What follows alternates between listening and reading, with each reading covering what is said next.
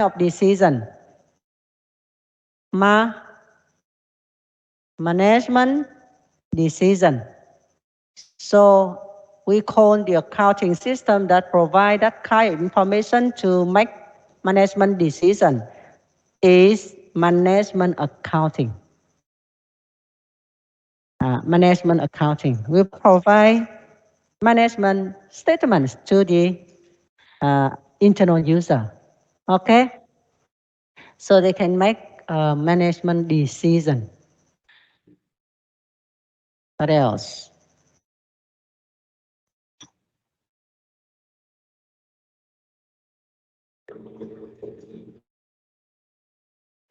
How about the external user? They need information that general and periodic, okay?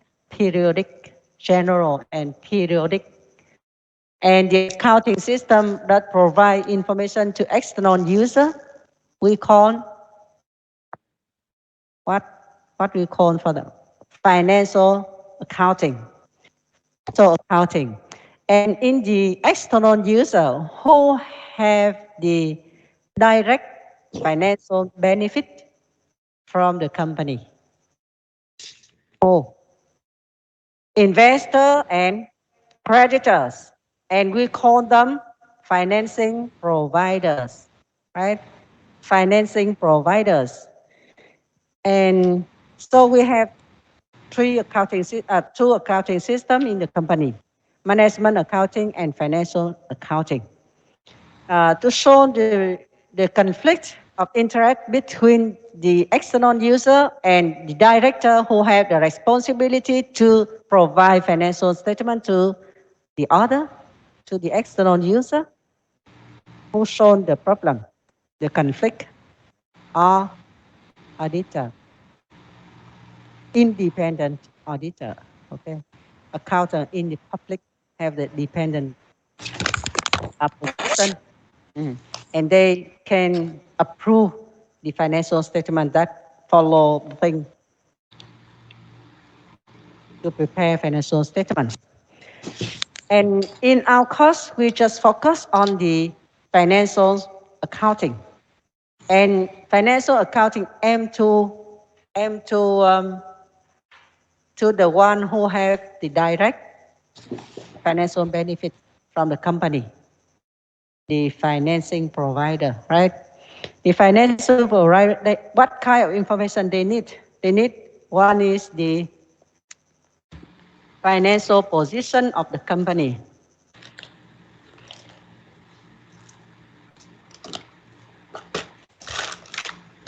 And the other is the financial performance of the company.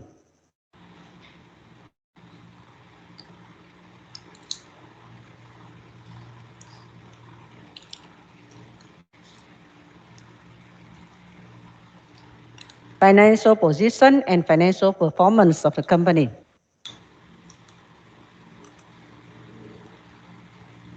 How can we show the information of financial performance? What kind of information?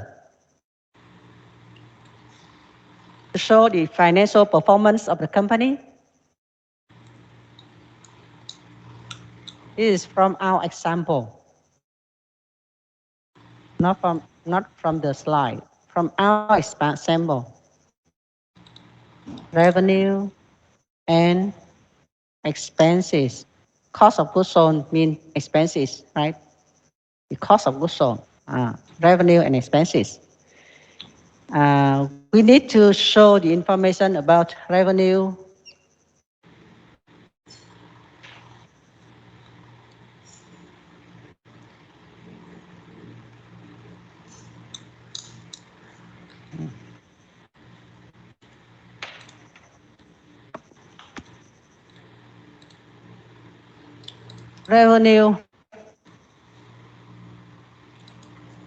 and expenses equal income or loss. Income or loss. To show the financial position of the company, we need to present the capital of the company in two ways or two sides, okay, two way or two sides. The appearance of the capital. We have what? Assets. And the other side, we need to recall to show where we have those assets from the creditors and from the owners or investor, right? The owners in general, the owner. And here we have the claims of the creditors on the assets. Here we call liability, right? Liabilities. And the claims of the owners on those assets we call the equity, equity or equity. Liabilities and equity. That is show the financial position of the company. Have we mentioned about this thing before?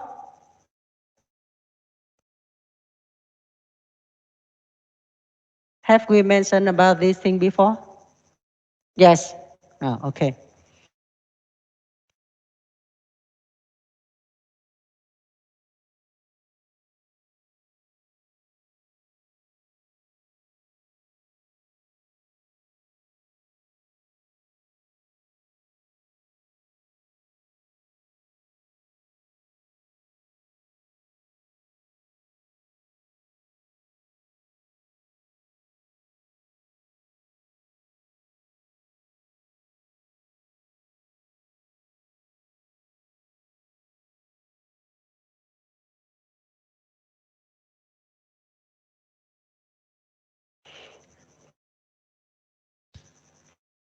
So financial accounting system aim to the external user who has the direct financial benefit from the company.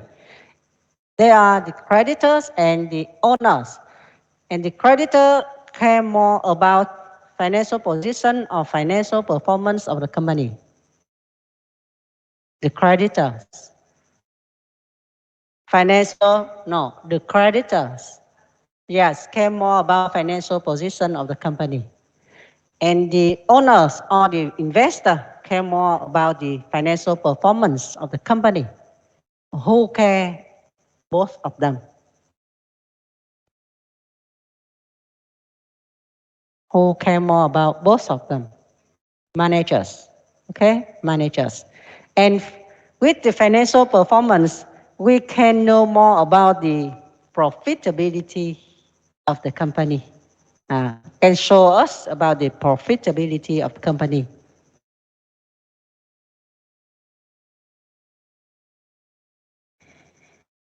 Profitabilities of company. And here we can know more information about the liquidity of the company.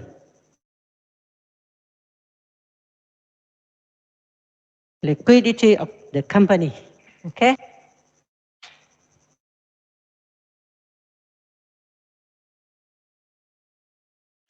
And between the two, we have the relationship. The income here will increase or decrease the equity, right?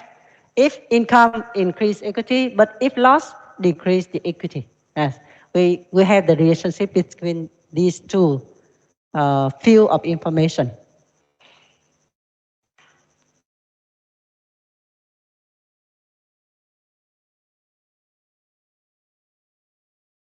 What else?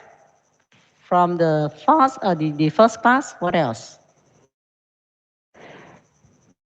We already mentioned that to prepare financial statements, the financial accounting system of the company should be accordance with something, right?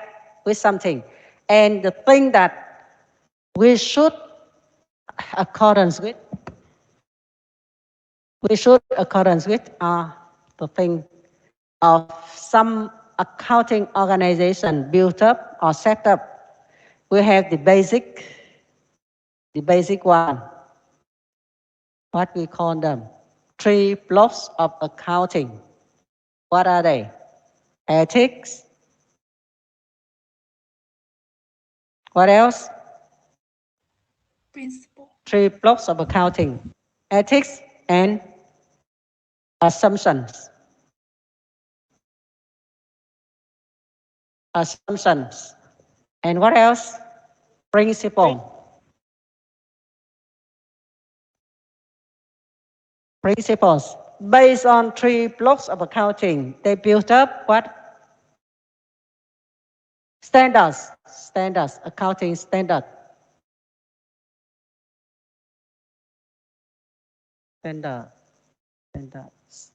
Standards.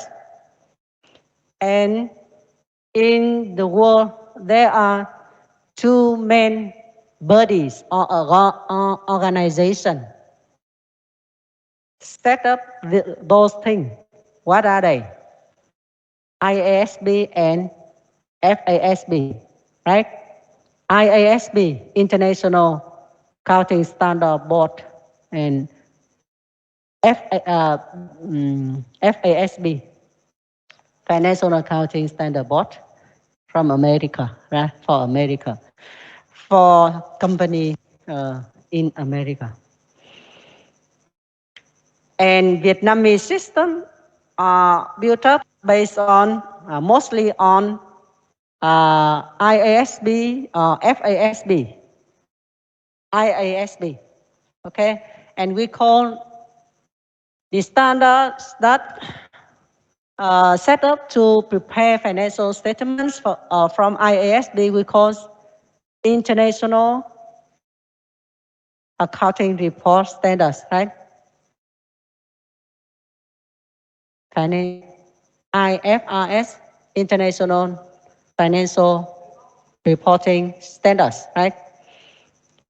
We based on IFRS to build up the accounting system of Vietnam. So the reason why we study the book with IFRS. What else? What else? What else? Haven't we mentioned about the measurement principle? Yeah, not yet.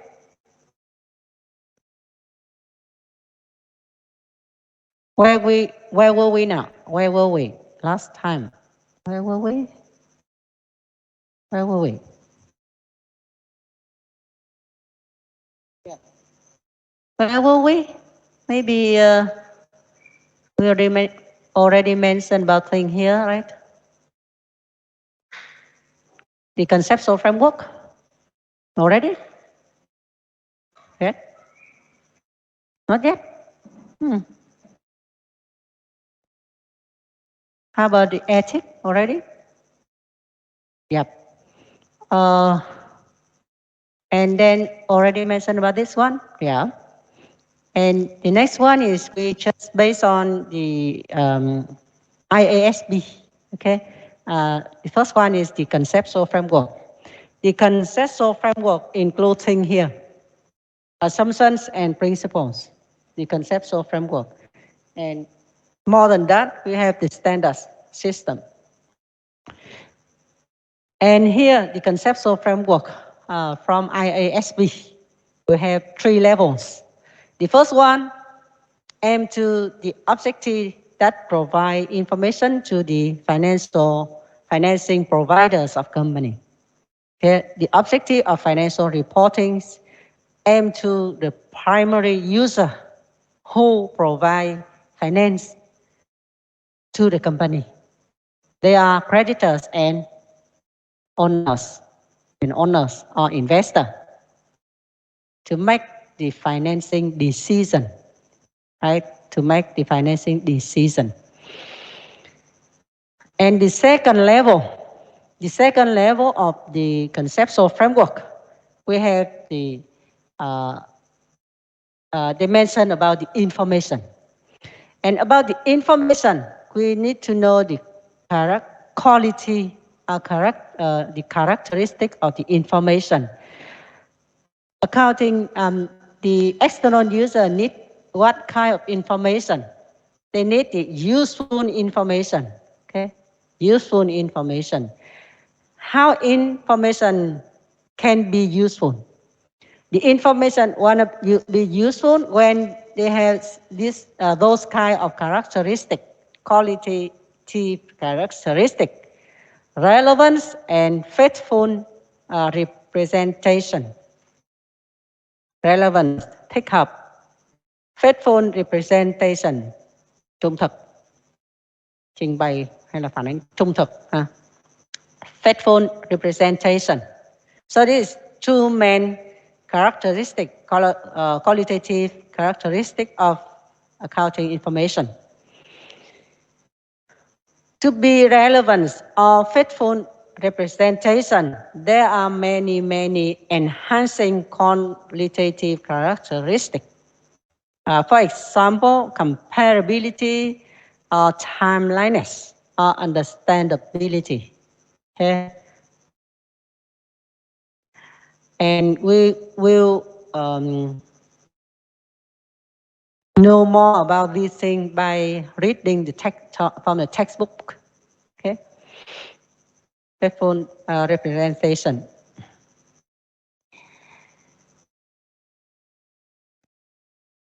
About the information, not only the quality of the information, but also what kind of information. So here we already show you about the kind of information. To show the financial position of the company, show the financial performance of the company. So to show this kind of information, the financial statement needs to include five main elements. Five main elements. To show the financial position, we need to separate the information about assets, liabilities, and equity. To show the financial performance, we need to show separately information about revenue and information about expenses. So there are five elements of financial statements. Then financial statements need to show us about the financial position and financial performance of the company. So need to show separately five elements here. Five main elements here. That's why we have the thing here. Five elements of financial statements in this slide: assets, liabilities, equity, income, and expenses. We take note for the term income here. Income here include revenue and other income. Revenue and other income.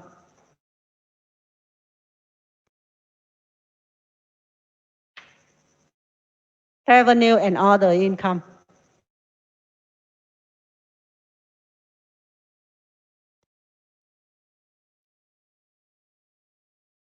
Income here mean revenue and other income. Revenue and other income. Income here include revenue and other income. You can take note for this on the slide number 18. Income include revenue and other income.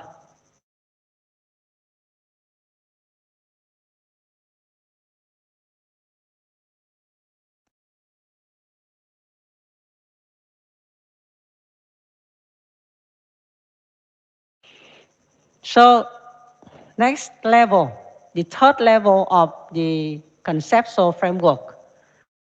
Remind you about the conceptual framework here. We have the third level here. The third level shows the assumptions and principles to recognize, measures, and disclose these elements.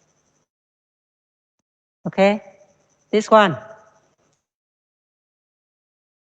We mention about assumptions, principles to recognize, measure, and disclose the elements for financial statements here for the third level. how to recognize, how to measure, and how to disclose these elements on the financial statements. And now, what kind of assumptions and principles? We have how many assumptions here? 4 principles, 4 also. And here are the basic one. Basic assumption 4. Basic principle also 4.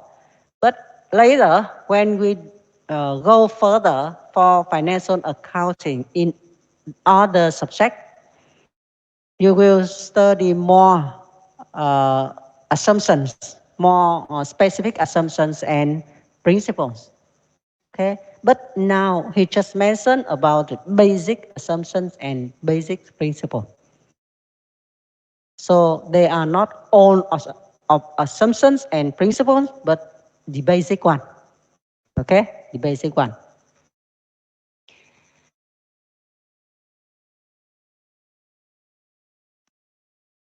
For the information, for the accounting information, there are some constraints.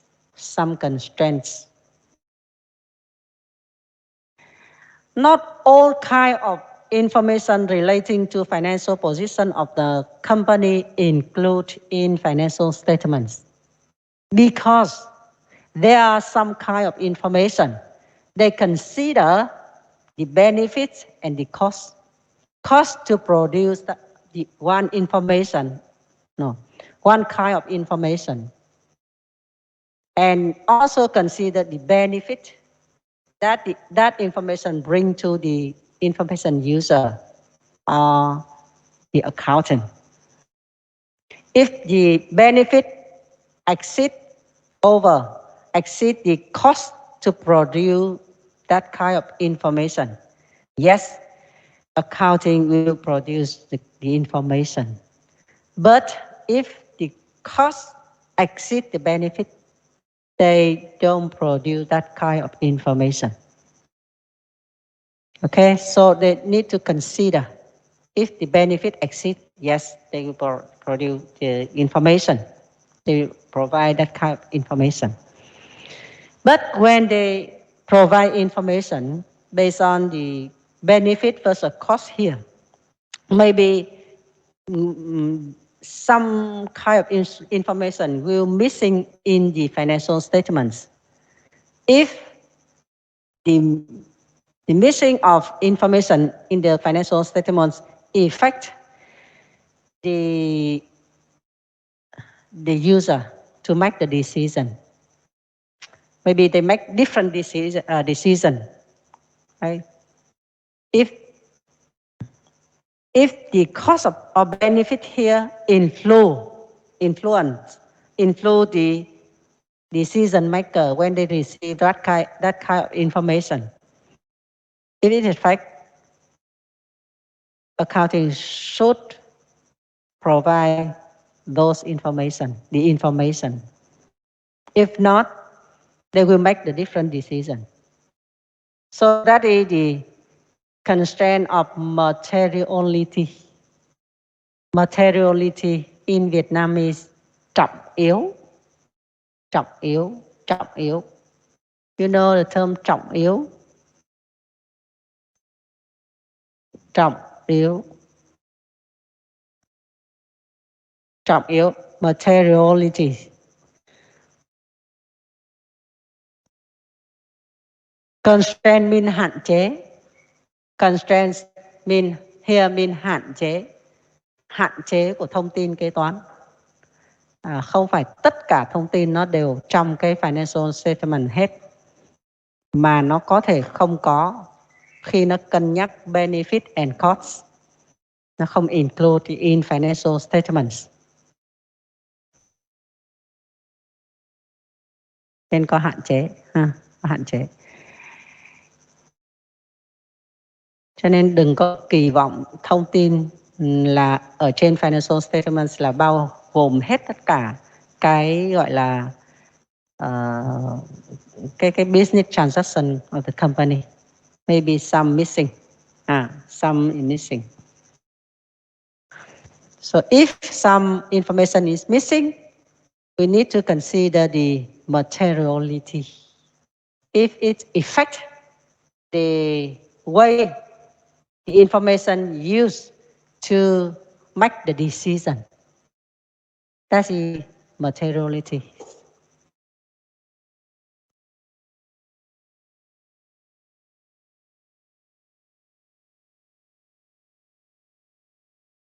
Yep. Yes. Based on accounting statements, they analyze that and they can understand the financial position and financial performance of the company, and they make the decision to buy stock or not, to buy stock of the company or not, right?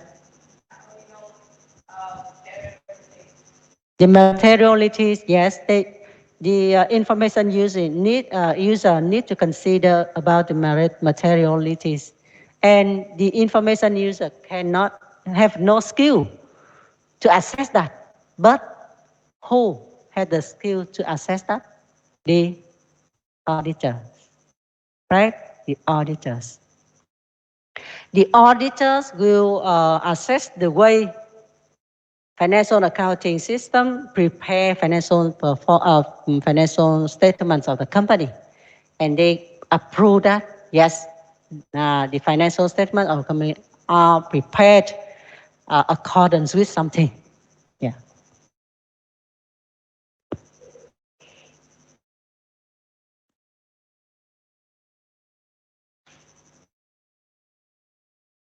Refer to Vinamilk annual report 2020. You can see that the approvals of account here. We can have the approvals from the auditors. Here is the managers, right? Michael Lin is managers of Vinamilk. You use Vinamilk? Do you use products from Vinamilk? Yes. And here, the auditor opinions here. The auditor's opinion prove that the financial statements of Vinamilk follow here.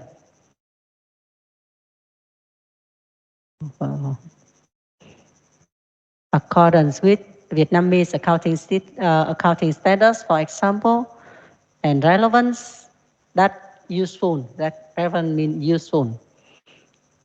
Okay. With no materiality opinion here. Maybe sometimes they feel that one kind of information they don't believe on the way to prepare that kind of information on the financial statements, and they ignore to have the opinion about that. Okay, this is your career in the future. Hmm? Yeah, KPMG. Okay.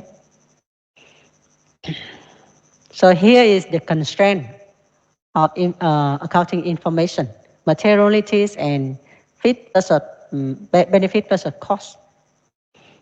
Tính trọng yếu gặp rất nhiều trong kiểm toán.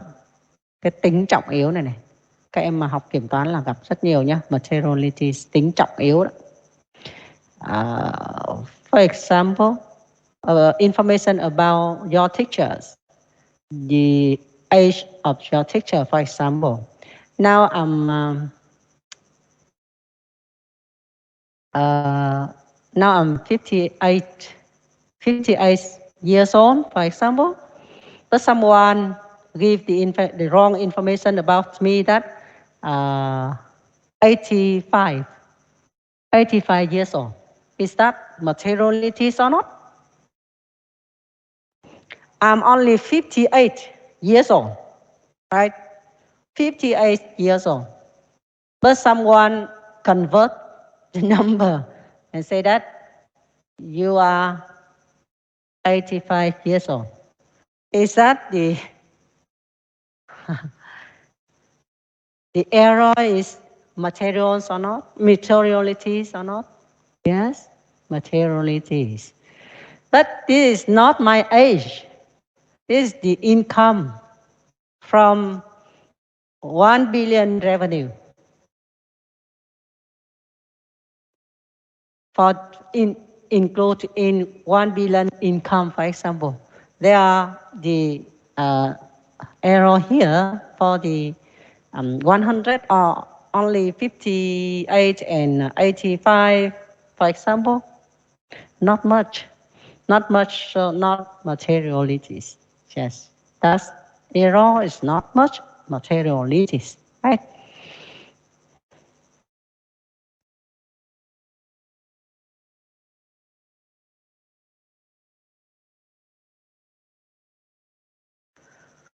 Now we have some definition of assumptions and principles, and you should consider the content of assumptions and principles here from slide number 20 and 21. 20 and 21.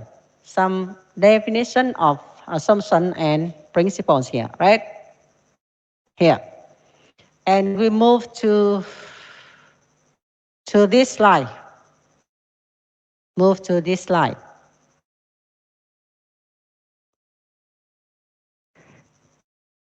With this slide,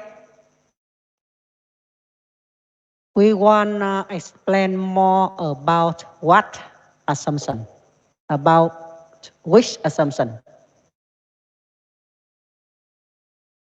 Refer to slide number 20.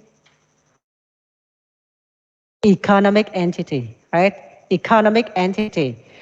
Slide number 20 mentions us that economic entity assumption requires that the activities of the entity be kept separately from the activities of its owners and other economic entities. For example, customers, suppliers, creditors, right?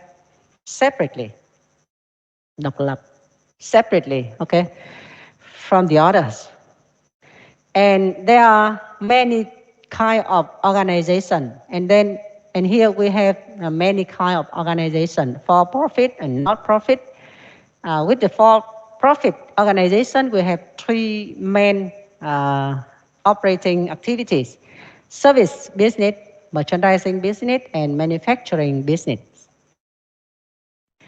But based on legal forms, we have three main uh, legal forms here. Sole proprietorship. The owner of sole proprietorship, tư nhân, is one person. One person is the owners of sole proprietorship. For the partnership, công ty hợp danh. Hợp danh. For example, your group, there are 4 or 5 members. You are the partnership. The partnership includes 5 members or 5 partners. Okay, so with the partnership, there are 2 or more partners. 2 or more partners. So we'll form the partnership, công ty hợp danh. And shareholder is the owners of corporation, công ty cổ phần. Cổ phần. Corporation, cổ phần. Shareholders is the owners of the corporation. So here, they will ask you about the liability. Limited or unlimited liabilities among them. For example, which one is the limited liability company? Corporation only. Corporation only. Liabilities about, the limited about the liability. In Vietnamese, we call trách nhiệm hữu hạn. Công ty trách nhiệm hữu hạn. The liability is limited. The owner have limited of the liabilities. So that is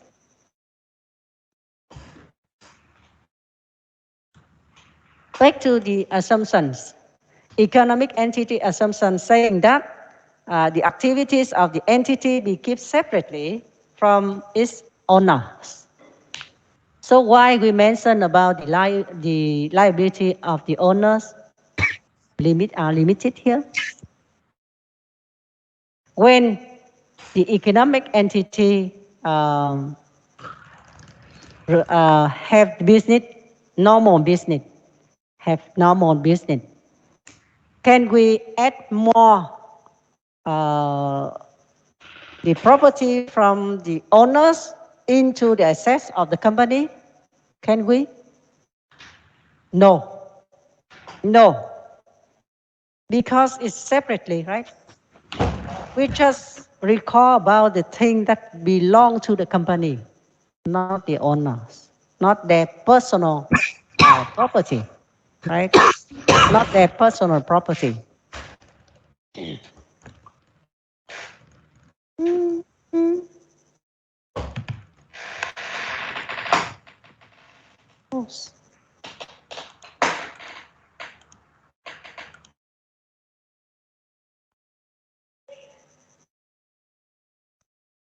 So the property of the owners cannot include in the assets of the company.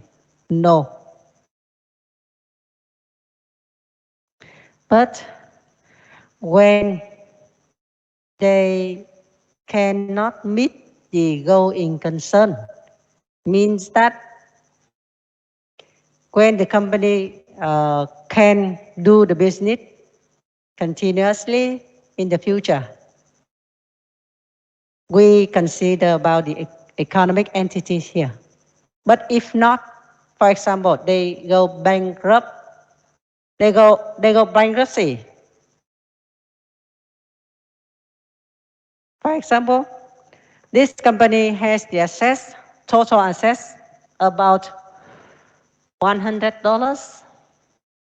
$100, and liabilities about $20, and equity about, no, 20, maybe $40, and equity, how many? $60, right?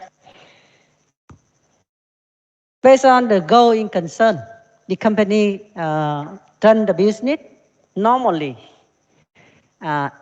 In that condition, we shouldn't include the assets of the owners into the asset of the company.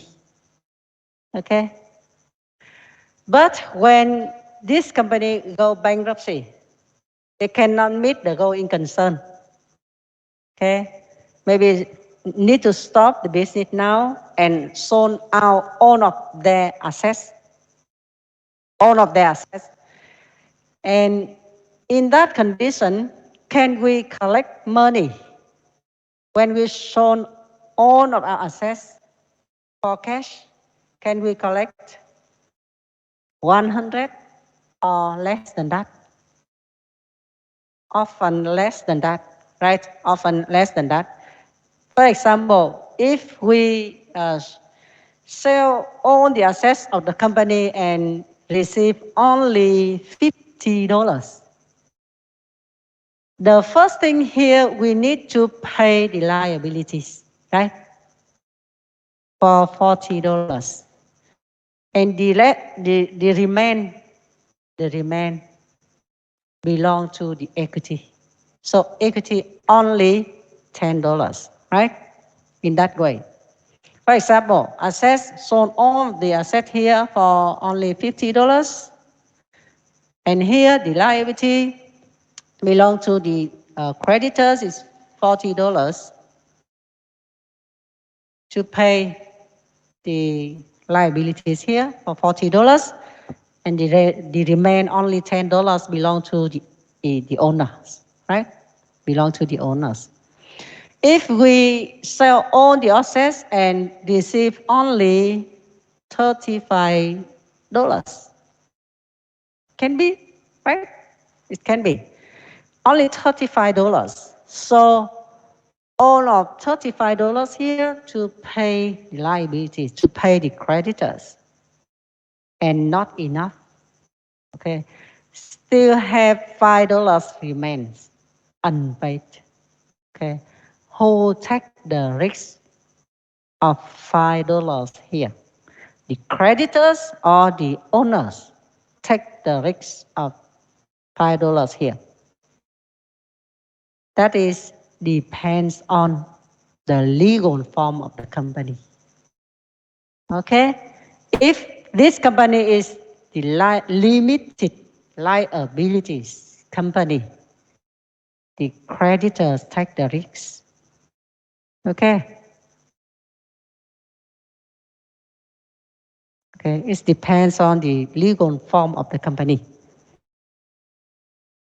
If this company is unlimited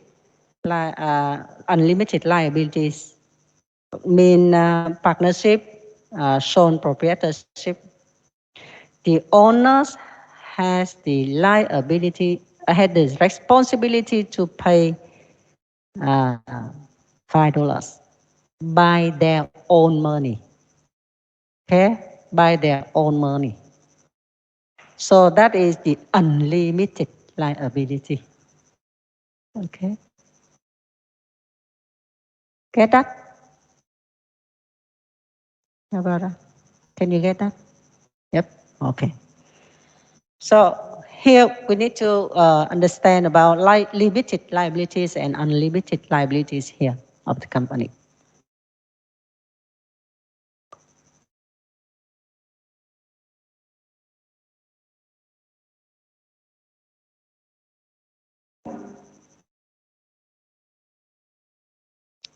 Therefore, this slide explain more for the going concern assumptions and economic entity assumptions.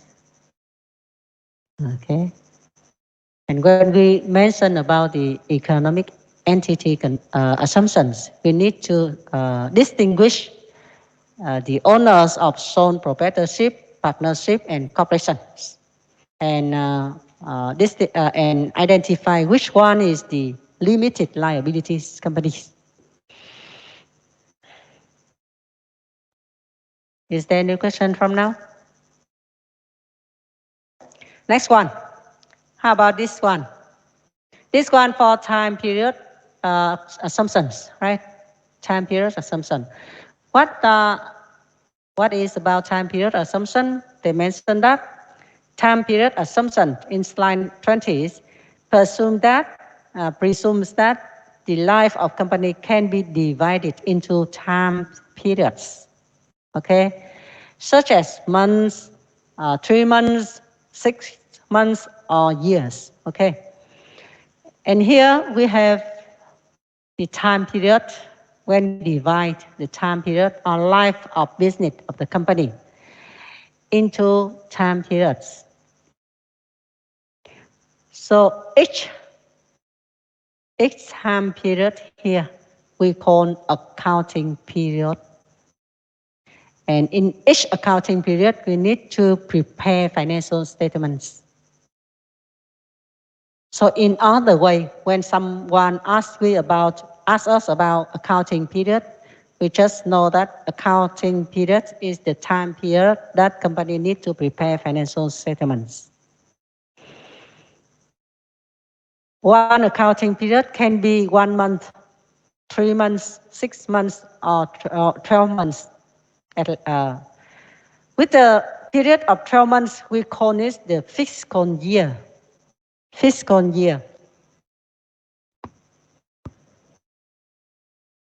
In Vietnamese, we call this one is năm tài chính. In accounting, in Vietnamese, we call it năm tài chính. For fiscal year, we call it năm tài chính. Or niên độ kế toán. Năm tài chính or niên độ kế toán. So the period less than 12 months, we call it interim period. Interim period. Less than 12 months, we call this interim period. Interim here. Interim period. In Vietnamese, we call giữa niên độ. Giữa niên độ. Giữa niên độ. Interim period means giữa niên độ. So in Vietnamese, we have báo cáo cho một niên độ kế toán, or báo cáo cho giữa niên độ. Okay.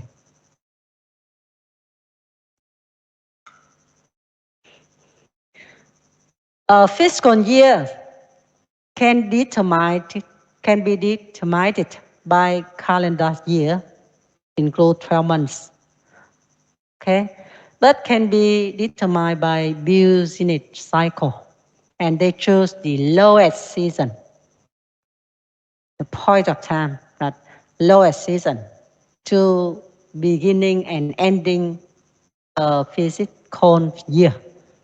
For example, Apples has the fiscal year begin from October and end in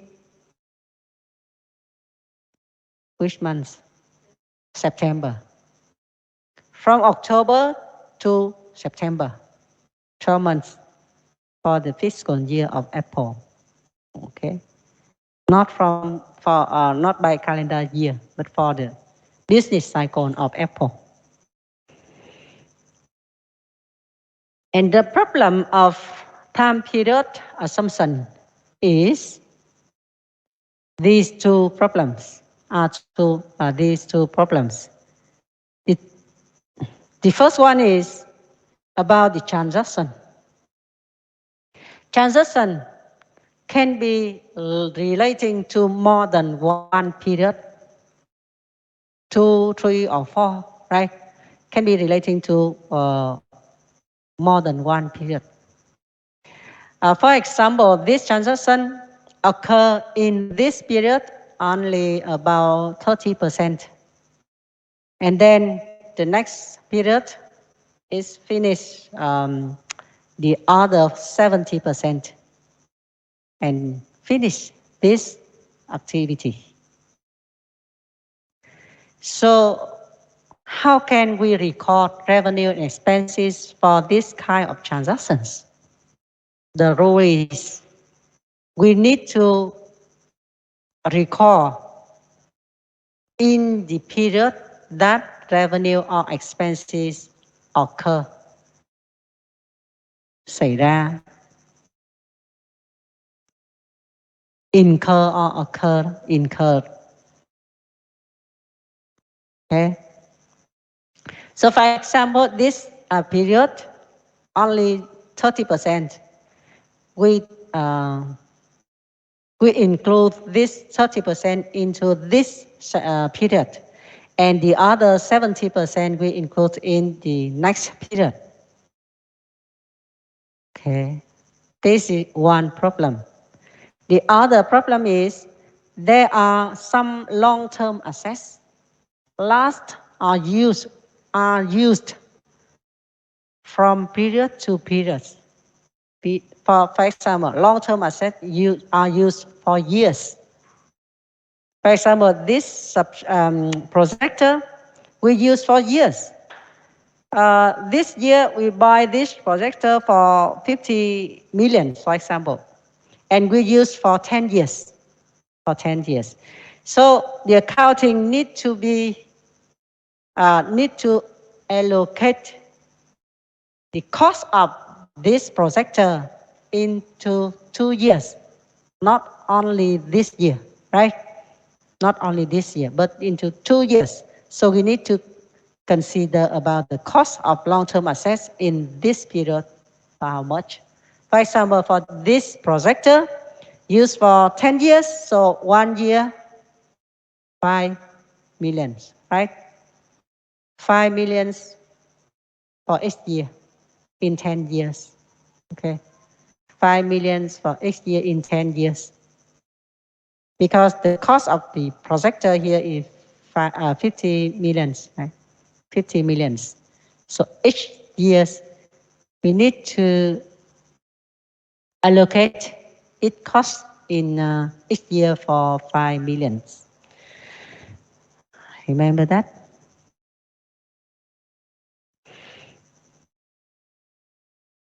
And here we have the example for the time period. Already know about that, so don't remind the other. You already know about these examples. Here, relating to time period assumptions, relating to revenue recognition principles. Relating to revenue recognition principle. Okay. Revenue recognition principles provide guidance on when a company must recognize revenue. When revenue will be recognized? When we deliver service or goods to the customer. Okay. So we recognize revenue when we deliver service or goods to the customer. Remember that. To do this exercise. So in this exercise, please each group give me the answer about the revenue. Which month we earn revenue and for how much? Okay, write your answer in the chat box here in the team. Write your answer here. We earn revenue in which month and for how much?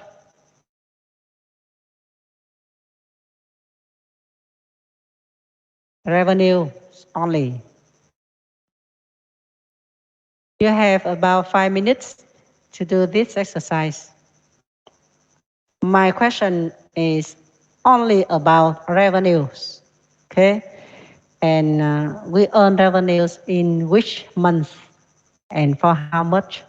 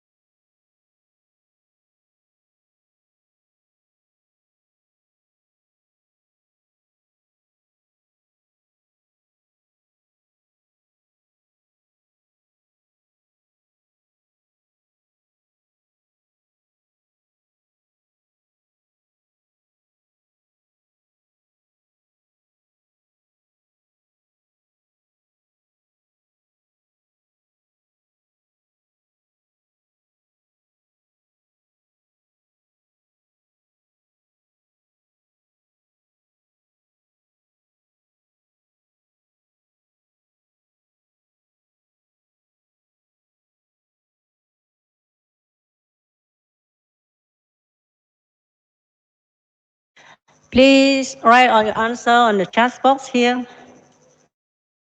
In one comment, please. Each group in one comment, please.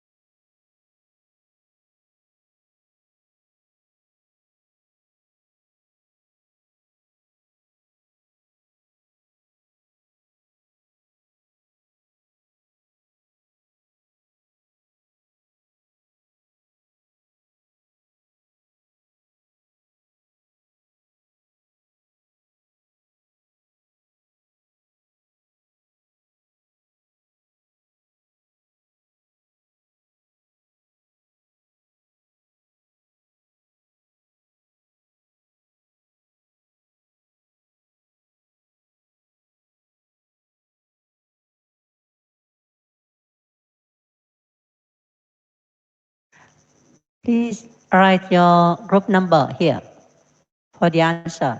Group number.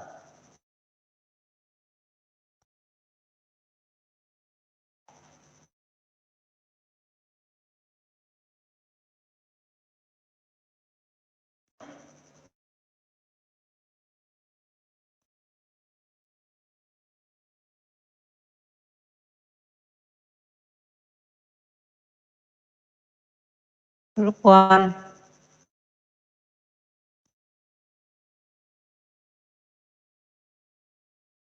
Group 6. Group 4. The same answer. Group 9. Group number 9. The same answer.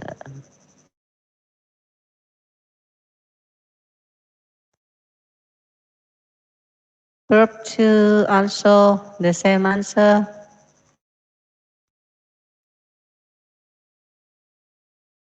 One, two, four, 6, 9. How about the order? The time is up now.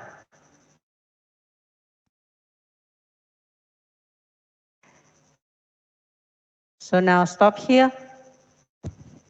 Only 1, 2, 4, 6, and 9. Okay. And group 5. Okay. 3. How about number 7 and 8? 7 and 8. Do we have group number 7 and 8? Do we have?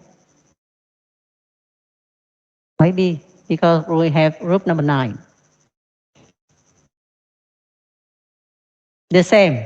So here, all of you are right. You get the point, right? Here we have something to discuss here. The first one about the identification action of accounting process. We identify that in July, we just signed an agreement to provide service in the future, not now, right? In the future, not in June. So here, no effect on financial position of the company, right? No effect. So no recording here, okay? But we have the information about the service we will provide in September and October. And based on the revenue recognition principle, they recognize revenue in the period that we provide or we deliver service or goods to the customer, right? So here we have September. September, we perform 60% service for the customer, and in October, 40%. And then we can determine revenue into 2 months, September and October, with this percentages here, 60% and 40%. In terms of the amount, 220 and 820 and 80, 80. Okay. And how about the cash receipt? Different. In August, we received $50, 50 millions. We received 50 millions, but we haven't performed service to this customer. So here we receive in cash $50. Have we earned $50 yet? 50 million, 50 million yet? Have we earned in August? Have we earned this amount yet? No, not yet. We receive cash, but we have the responsibility to pay the customer, right? To turn the amount of 50 million to the customer in terms of service performed to them, right? In terms of the service performed to them in the future, right? So here, when we receive cash, we increase cash of the company, but at the same time, we also recognize the liability or the responsibility to pay the customer back, right? In the future, we will pay the customer by providing service to them. But if not, we need to turn money back to the customer, right? In September, we received $50, another 50 millions, and also perform service to customer $120 and 20 millions. So now we perform service cost. The price of this service is 120 million. We already pay them, pay the liability of 50 millions, okay, 50 millions. And we also receive 50 millions. They pay us this month. So in total, the customer already pay us 100 millions, right? 100 millions in total of August and September. In total, they already pay us 100 millions, right? But we already perform service to customer for 120 millions. So in the end of September, we have the right to collect money from the customer for how much? How much? For how much? Have the right to collect money from the customer for how much? Already provide service. $120, 20 millions. We already receive cash from the customer, 100. So we have the right to collect money for how much? 20 millions, right? 20 millions. We have the right to collect money, 20 millions.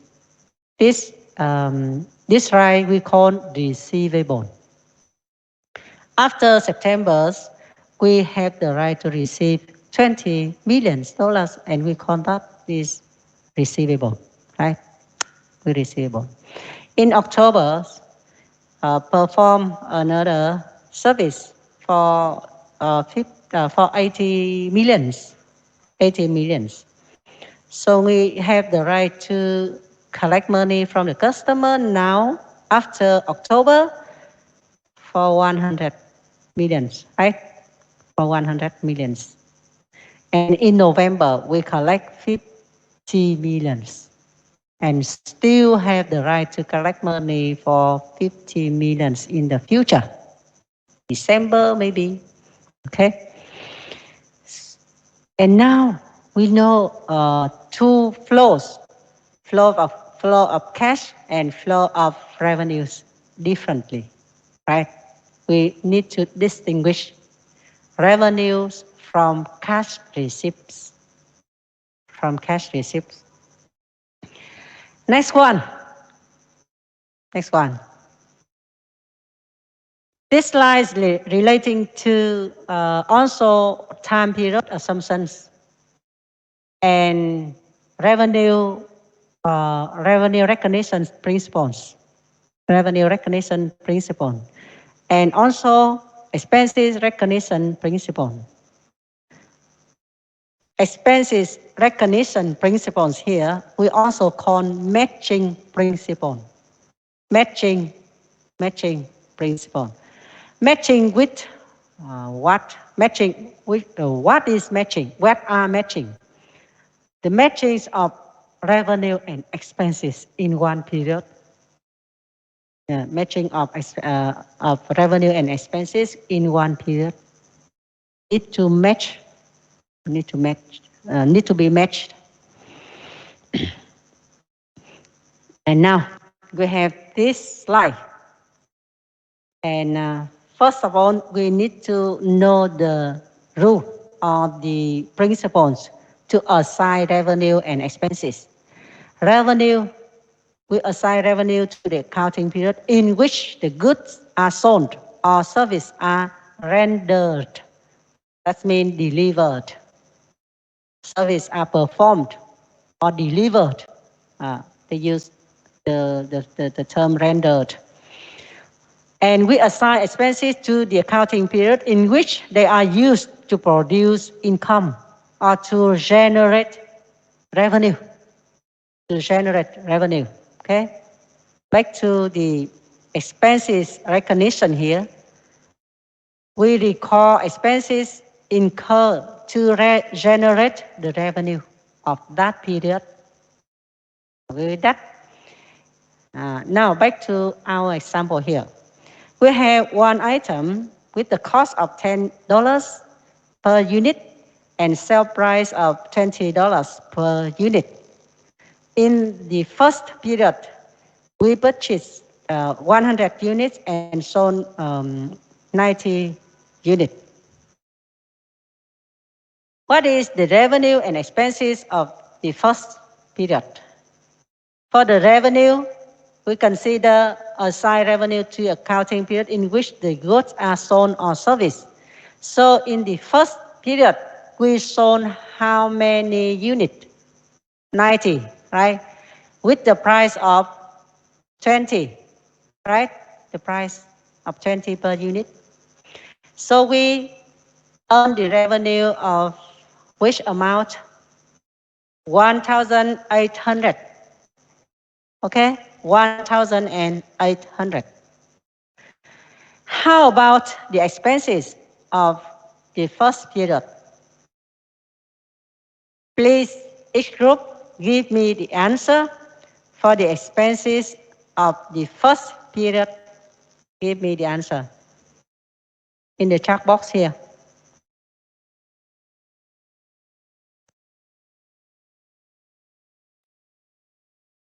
Please give me the answer here in 1 or 2 minutes.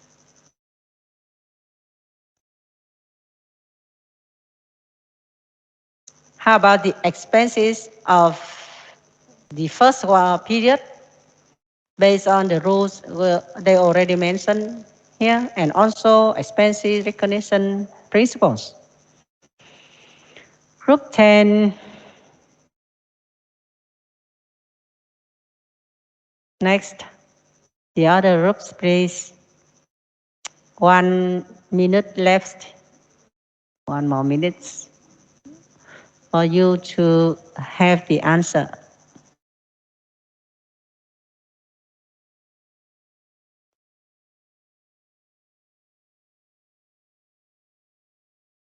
$1,900, $1,900.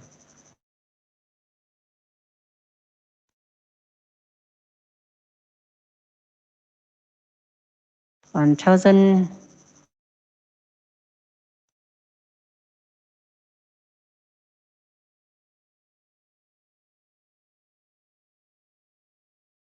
$1,900. There are two solutions, right? 1,900.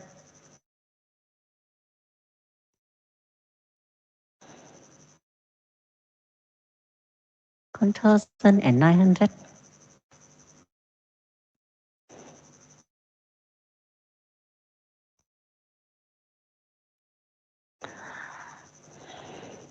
Yeah, so most of you choose 1,000. Most of you. So most of you right or wrong here.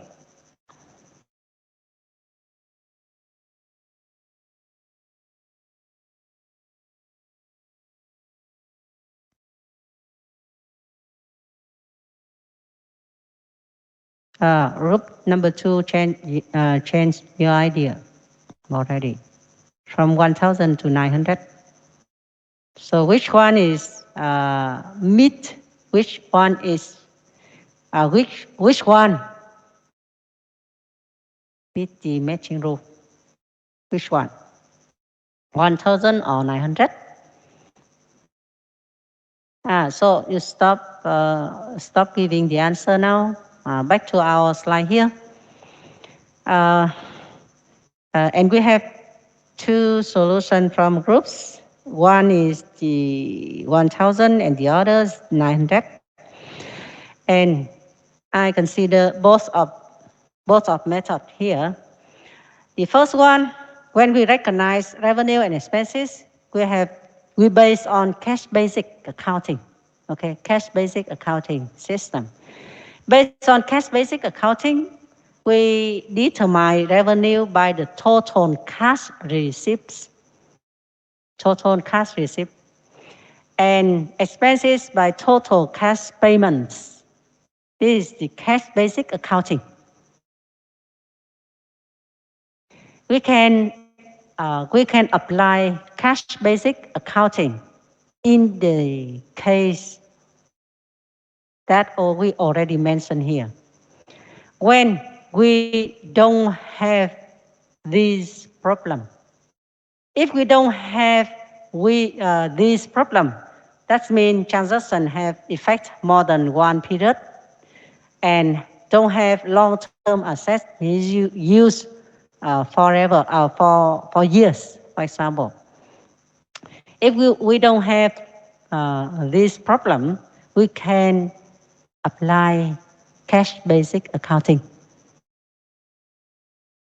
to determine revenue and expenses. But how about your idea about this problem? Is it um, is it a lot in the company in over the world or very little? A lot, right? A lot of this problem in the company. So companies in over the world, most of companies in all over the world, they choose the second one. Cash, not cash basic accounting system, but accrual basic accounting. Accrual accounting or accrual basic accounting. When we choose accrual basic accounting, we record the financial effects of transaction or revenue expenses in the period they occur, rather than in the period we receive cash or pay cash. Okay. For example, here we have the solution of this example. We recognize revenue in the period that we deliver service to the customer, not the period we receive cash. Okay. Also here, when we recognize expenses, we need to recognize expenses in the period they occur to produce revenue or to generate revenue. So in this first period, we earn revenue when we sell 90 units to earn revenue of 1,800, right?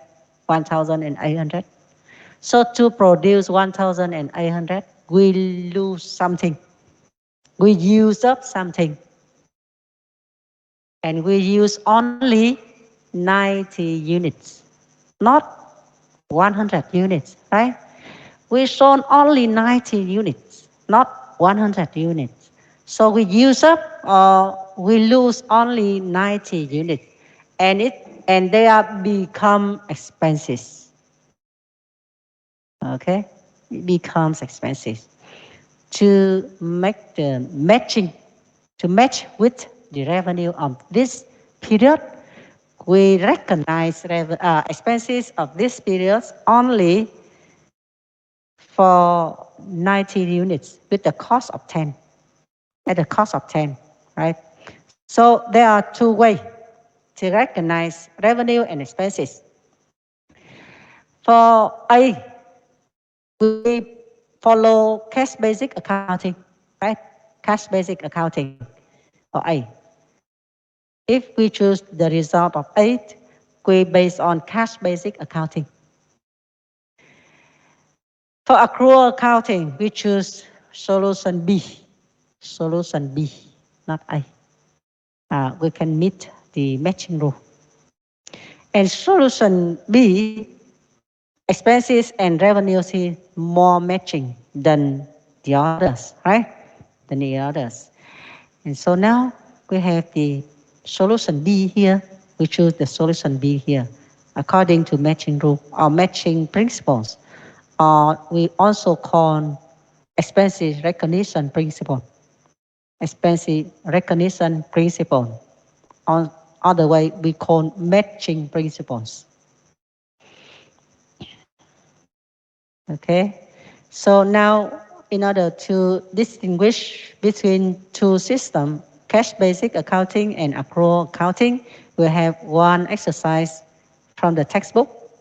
Please turn on the textbook and I remember maybe exercise 3.3.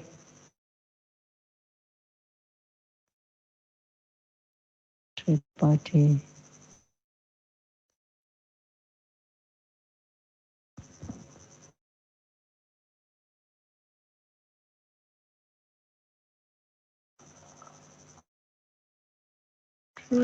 Exercise 3.3.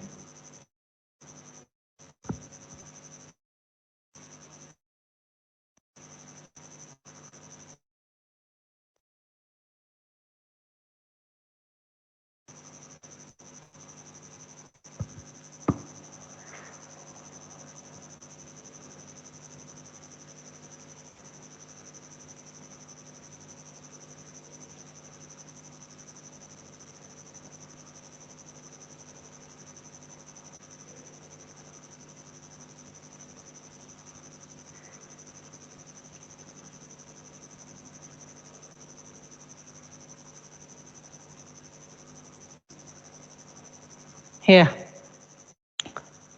3.3 here,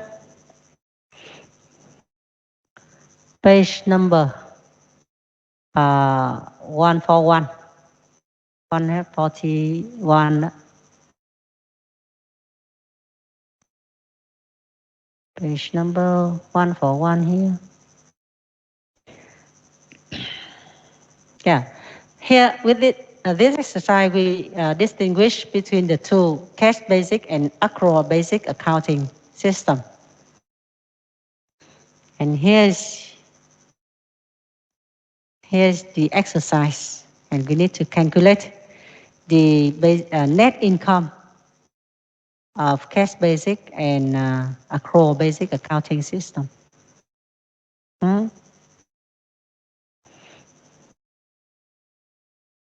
Please do, each group, please do and give me your answer in the chat box here. In 5 minutes.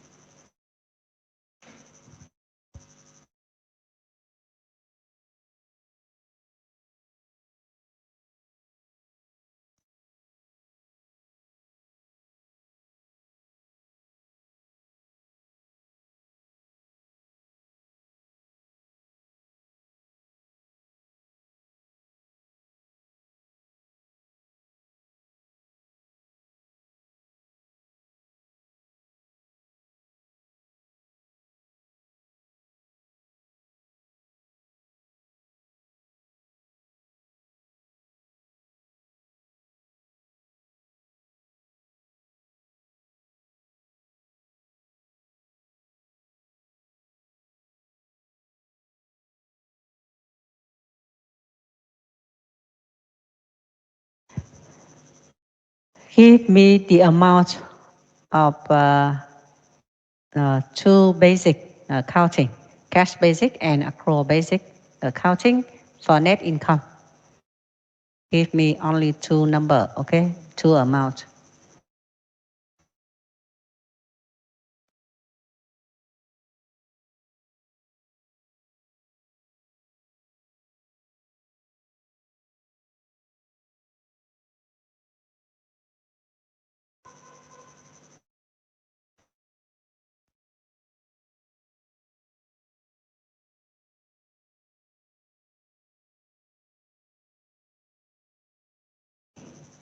Do you have these textbooks? Already? I already shared this table to you, right?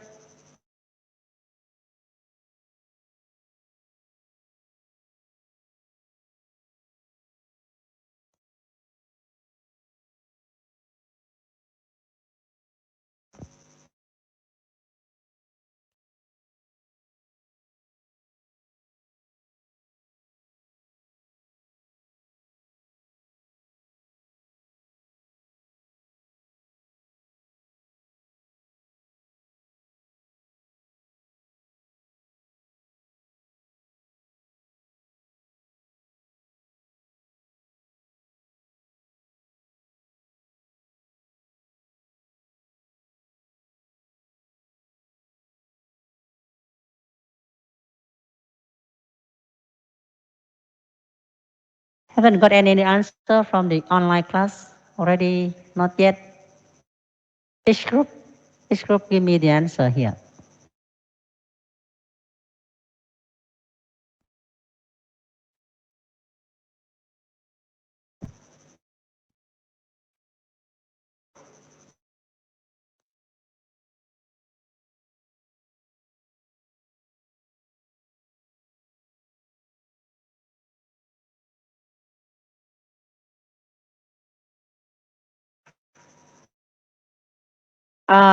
They asked us about net income into basic accounting, cash basic and accrual basic accounting.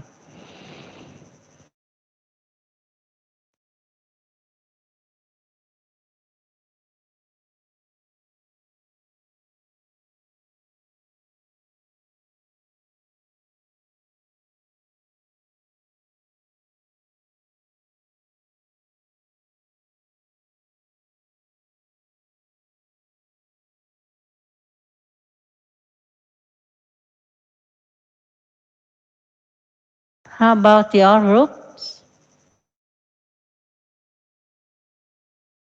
Group number 10. How about group 1, 2, 3, 4, 5, 8, 9?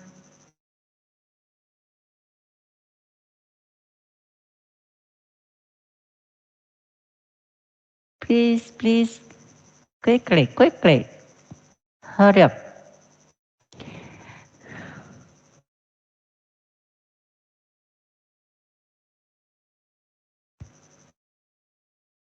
Hurry up.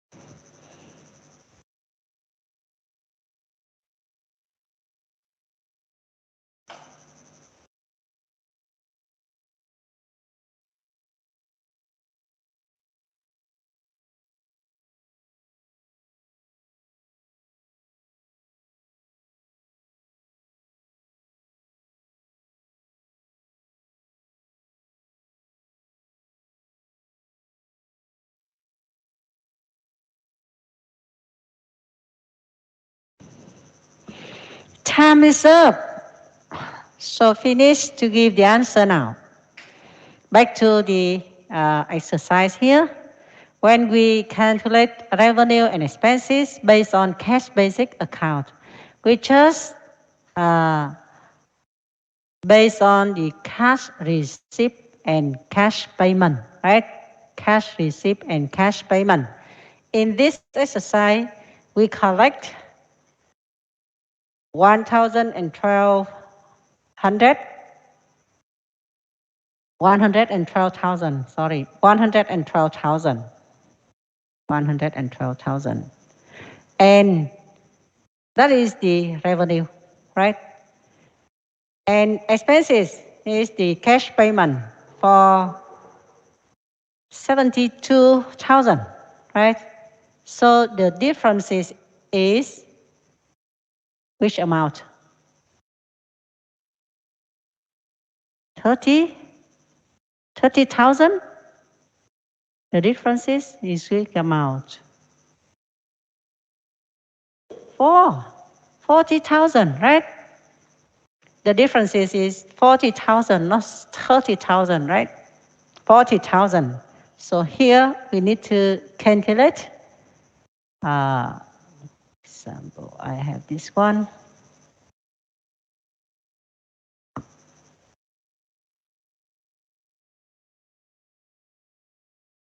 Based on cash basic account, we have revenue and expenses like this. Revenue and expenses like this. Revenue, 112,000. Expenses, 72,000. So we have the net income of 40,000. Okay? That is the cash basic. For the accrual basic, For the accrual basic, we analyze the amount here.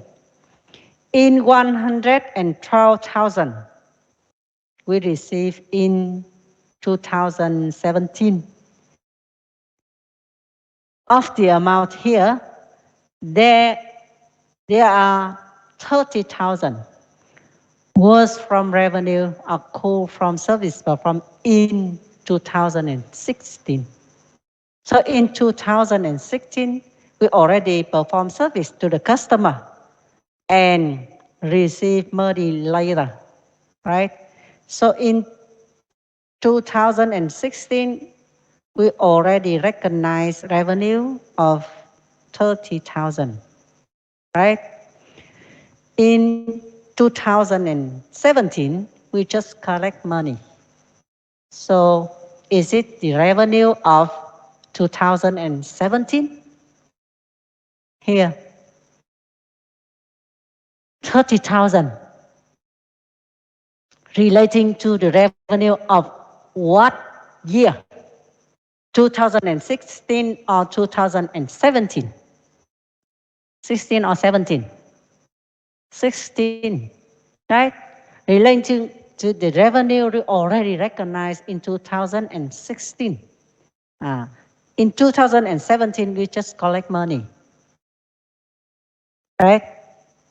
We don't perform service to the customer of 30,000 in 2017. So need to deduct from 1,012 here. 112,000 here. The 30,000 belong to the revenue of 2016, not include in the revenue of 2017, right? In 2017, we just collect money for this customer, right? We just collect the receivable. Now we receive, right? And with this amount, 44,000 is the revenue occur in 2017, but will collect in 2018. Right? We perform service to the customer in 2017 for 44,000, right? For 44,000.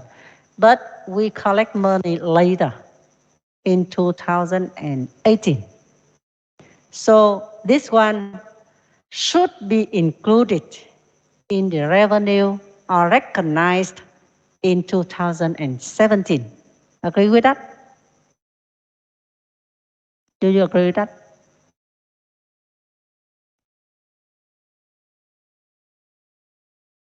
Có vẻ không hiểu hả? Hiểu không?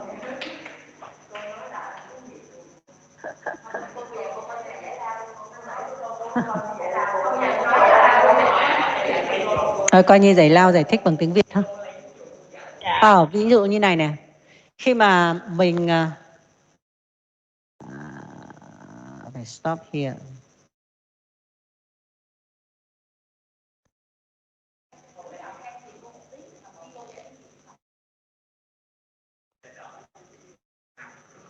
Sao nào? Trước là nằm luôn không?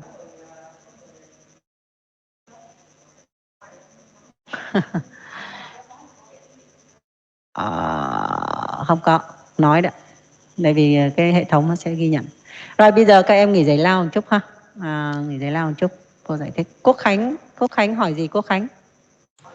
Dạ cô, em bấm lộn hả cô? Hả? Dạ em bấm nhầm rồi. Bấm nhầm hả? Tưởng em giơ tay hỏi chứ.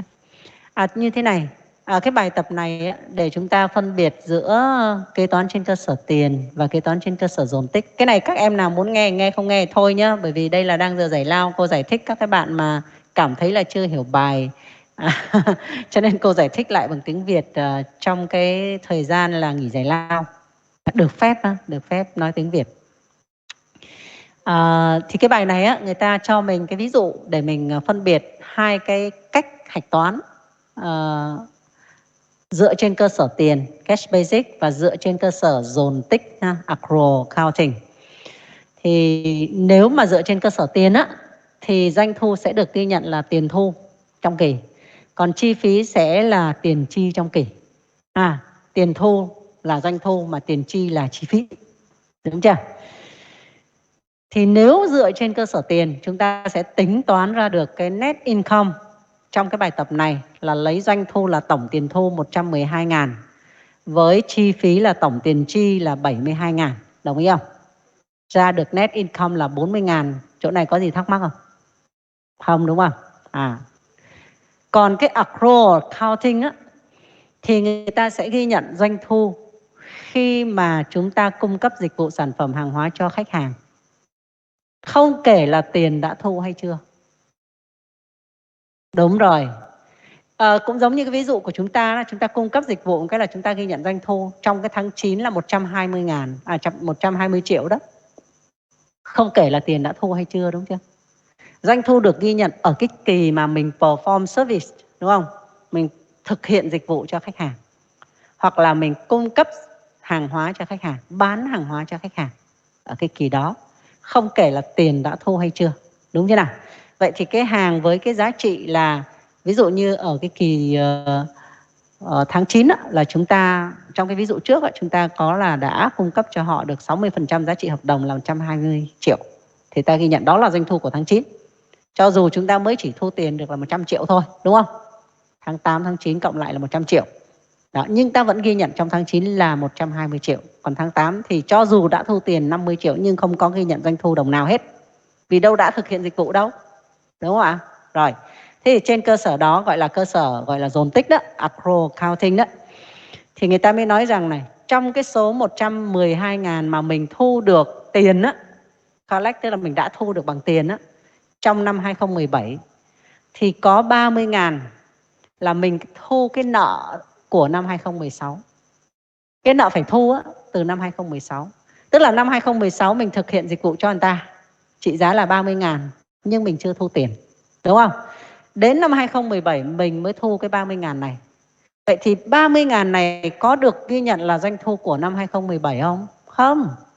Đúng không? Nó chỉ là thu cái tiền mà khách hàng nợ của mình từ năm 2016 thôi. Cho nên trong cái tổng số tiền mình thu được là 120.000 này mình phải trừ ra 30.000.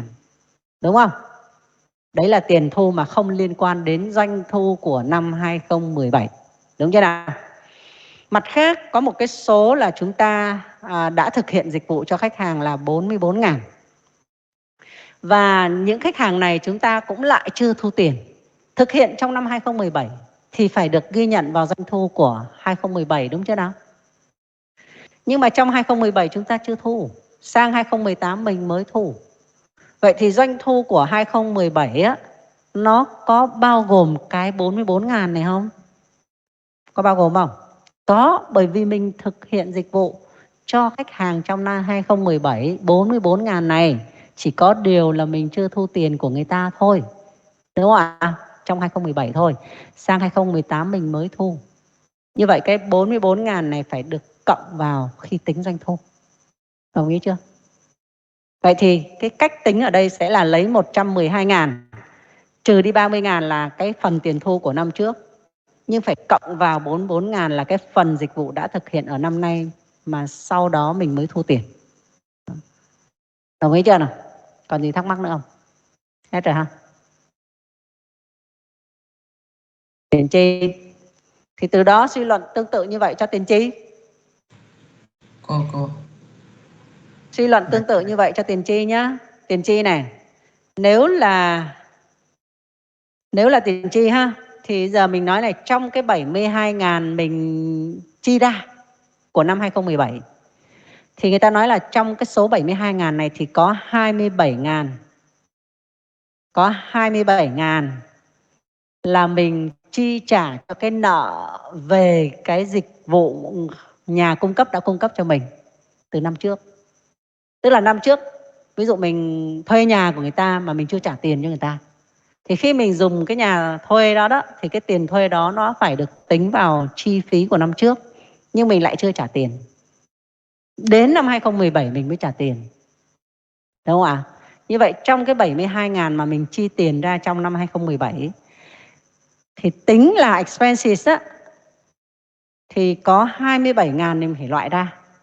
Vì đây là cái số tiền mình chi cho cái phần liên quan đến chi phí của năm 2016 là một, trừ nó ra.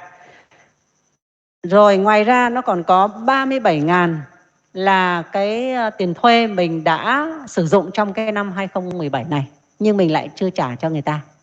Mình vẫn còn nợ cái người cung cấp dịch vụ cho thuê đó. Như vậy mình đã dùng cái nhà đó trong năm 2017 với cái khoản tiền thuê á, gọi là cái phí thuê nhà đó là 37.000 rồi. Là 37.000 rồi. Nhưng mà năm sau mình mới trả tiền. Vậy thì cái phần 37.000 này là cái phí thuê nhà mà mình chưa chịu trả tiền nữa đó. Có tính vào chi phí của năm 2017 không? Có chứ, đúng không? Có, vì xảy ra ở kỳ nào thì tính vào kỳ đó. Xảy ra ở kỳ nào tính vào kỳ đó, không kể là tiền đã thu hoặc chi hay chưa mà. Đúng như nào? Do đó cái chỗ này người ta sẽ tính toán là cộng vào cái 37.000 này để ra được cái chi phí mà tính theo gọi là accrual accounting. Kế toán dồn tích. Accrual accounting. Thấy chưa? Như vậy đã rõ cái số tiền tính toán chi phí, cái cách để chúng ta tính toán cái chi phí ra 82.000 là như thế. Không? Như vậy nó không phải là tiền chi, mà nó là các khoản đã xảy ra phục vụ cho cái quá trình tạo ra doanh thu này. Để có được cái doanh thu này thì chúng ta đã tiêu hao sử dụng cái gì, thì cái đấy là chi phí, chứ không phải là tiền chi là chi phí. Còn đề bài người ta cho mình là tiền chi này. Tiền chi là 72.000 trong cái năm 2017. Đúng không?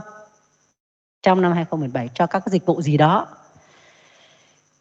Nhưng mà liên quan đến chi phí của năm 2017 á, thì mình phải loại ra 27.000 là cái phần chi trả cho cái chi phí của năm 2016.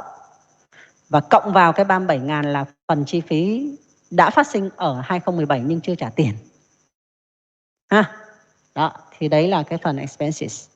Và chúng ta sẽ ra được cái income là 44.000. Đó, thì đáp án của chúng ta là 40.000 và 44.000 và được giải thích như vậy. Phân biệt hai cái hệ thống này, Cash Basic và Accrual Basic Accounting. Rồi, còn gì cần phải hỏi thêm nữa không? Tranh thủ hỏi trong giờ giải lao mình giải thích bằng tiếng Việt á, chứ vào giờ học là recall là bằng tiếng Anh đấy nhá. Các em biết mỗi một mỗi một lớp Teams này là đều có thanh tra ở trong này hết á. Có một cái tài khoản của thanh tra trong các lớp Teams được mở.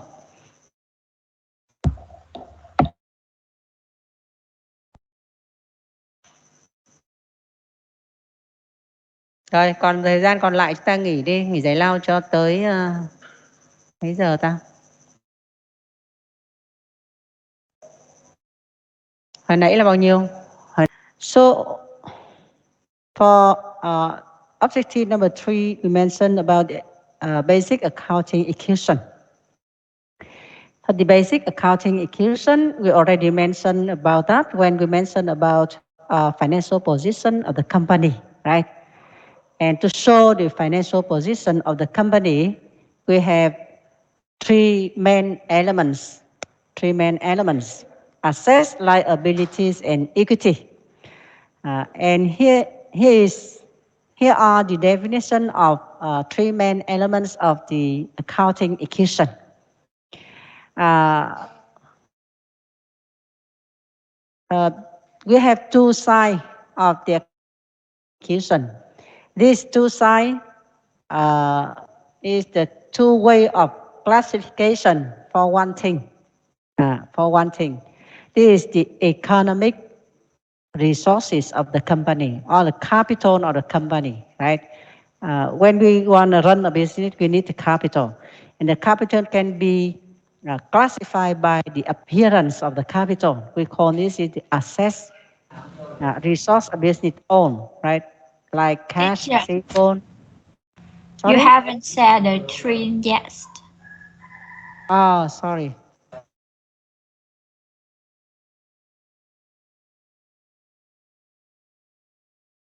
Okay.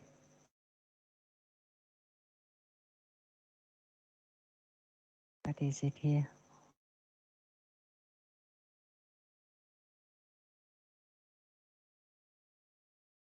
Okay.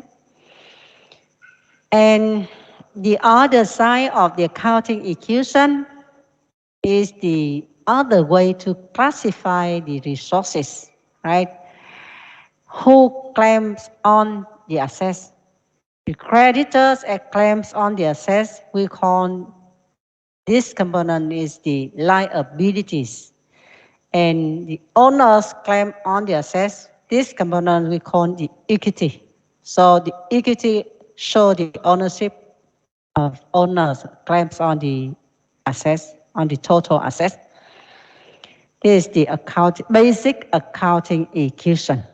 And with the basic accounting equation, where is it now? Basic accounting equation, we can expand this accounting equation for the equity elements. So this one. For the financial position have a two sides, right? Two sides here, and we have the accounting equation. When we expand the equity elements here, we discuss about the transaction that affect equity, right? The transaction that affect equity, we have investment by shareholders. The shareholders or the owners put or invest put their money in the company, so it increased the equity. In the opposite of investment by shareholders, we have the dividends to shareholders, right? Dividends to shareholders. When we earn profit or we have the income and we divide the income to member of or to the owners of company, and we call this one is the dividends, okay? Dividends. So it decreased the equity. And with the information of financial performance, we already mentioned about revenue. When we earn revenues, the equity of the company increase. But when they use something to produce revenue, that's what those things are expenses, and the expenses reduce the equity. Okay, reduce the equity. So here show the relationship among these two fields of information. Two fields of information here. Two fields of information here we already mentioned before. One is about the financial position and the other is the financial performance. So we have the relationship between the financial performance. We compare revenue and expenses And the excess of revenue over expenses is income. And income will increase equity of the accounting equation here. Right? So when we analyze revenue, the effect of revenue on equity, this increase equity. Revenue increase, equity increase. Expenses increase, equity decrease, right? Decrease. So that the relationship among these two fields of information. And here the definition of these transactions. Revenue are the gross increase in equity resulting from business activities in terms of we deliver service or goods to the customer, right? And expenses are the cost of assets consumed or used.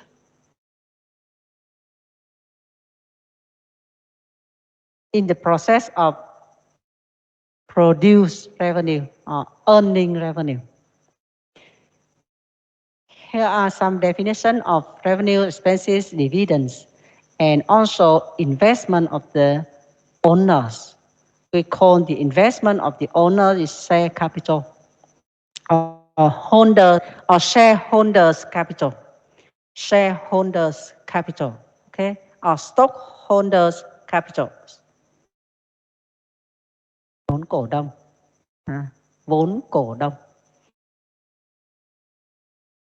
Ordinary here is cổ đông thường, vốn cổ đông phổ thông. Ordinary mean phổ thông, vốn cổ đông phổ thông. Vốn cổ đông phổ thông. In the we have another type of share called preferred share. Preferred share. Do you know preferred share and ordinary share? Do you know that? Preferred and ordinary? No.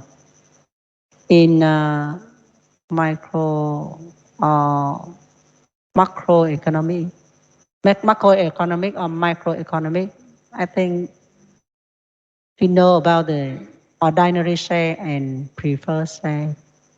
Ordinary stock or preferred stock.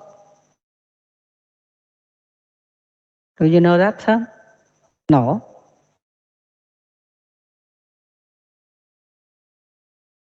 Cổ phiếu thường, cổ phiếu ưu đãi.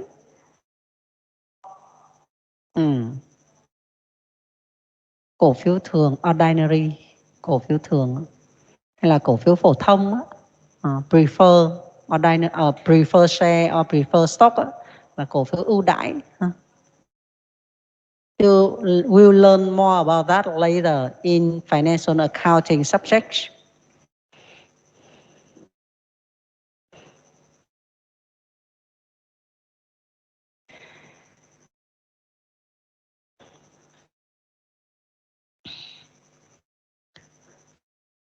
We already explained why the accounting equation always balance. Already explained about that, right? Because it's two ways of one thing. Two ways of classification for one thing, right? And now we have the tool to analyze business activity on the financial position of the company. So based on this thing, we can analyze, okay? When the company run the business, there are three main activities.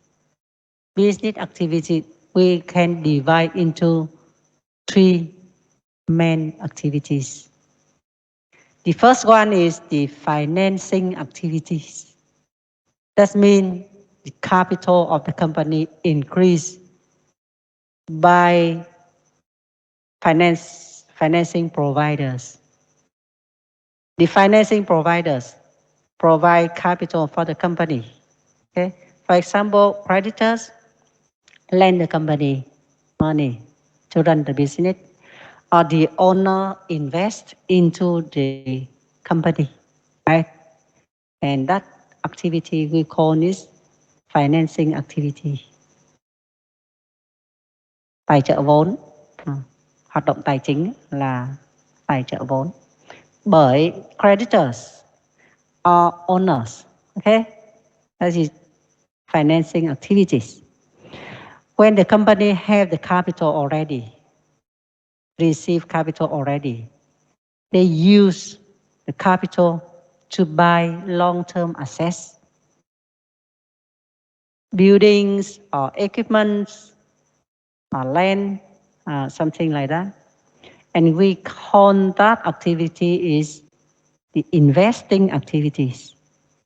So the investing activities here for the company mean the company invest their money in long-term assets, equipment, vehicle, buildings, something like that.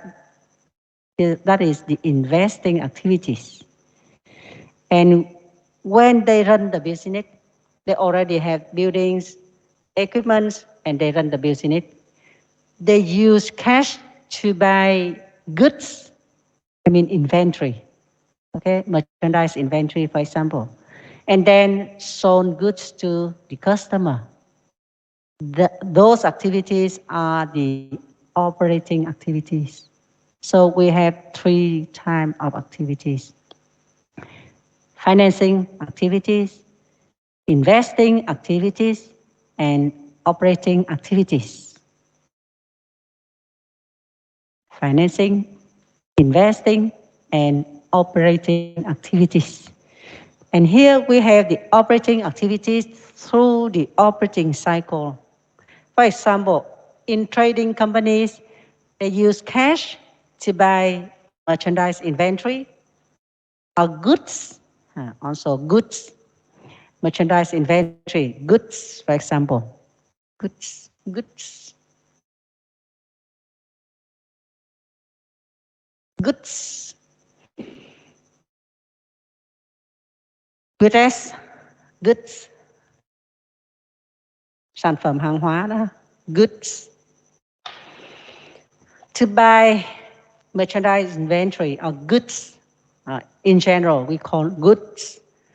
And then we sell them to the customer and receive cash again. So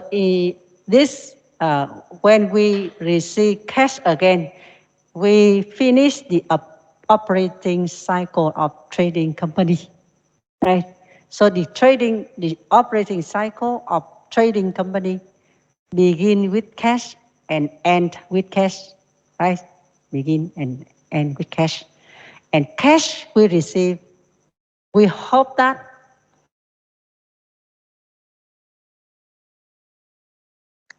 will more than cash we pay, right? Okay.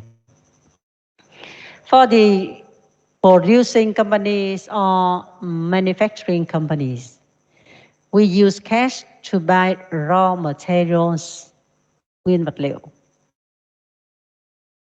Nguyên vật liệu. For example, wood, gỗ để làm bàn, good raw materials. To buy raw materials and then put raw materials in the work in progress, work in process, or work in progress, work in process, or work in progress. Sản phẩm dở dang. And when we finish, we have finished goods. Thành phẩm, sản phẩm hoàn thành. Finished goods, sản phẩm hoàn thành. Finished goods, sản phẩm hoàn thành. And then we sell finished goods to the customer, receive cash. Yes? Work in process or progress, the same meaning. Progress, work in process or progress are the same. Progress, work in progress or process.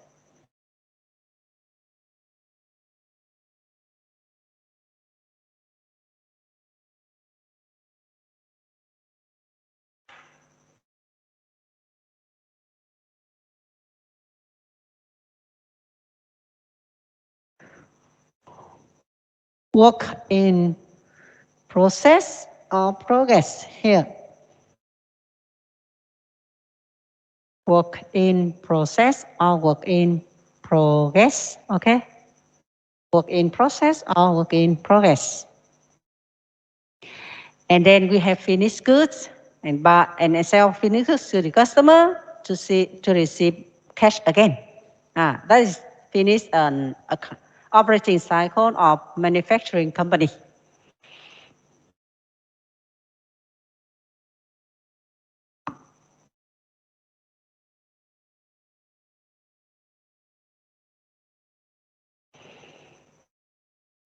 We hope that the cash we receive will more than the cash we pay, right? So here we have these two flow of revenue and expenses. The inflow, we have revenue. Inflow, we receive cash, okay? When we deliver goods or service to the customer, we earn revenues. So we already have the definition of revenues already before, and the expenses that the thing we use up to produce revenue, right? And we compare revenue and expenses. The differences is the income or loss. If revenue exceeds expenses, we earn income. But if expenses exceeds revenue, we have loss now. Okay?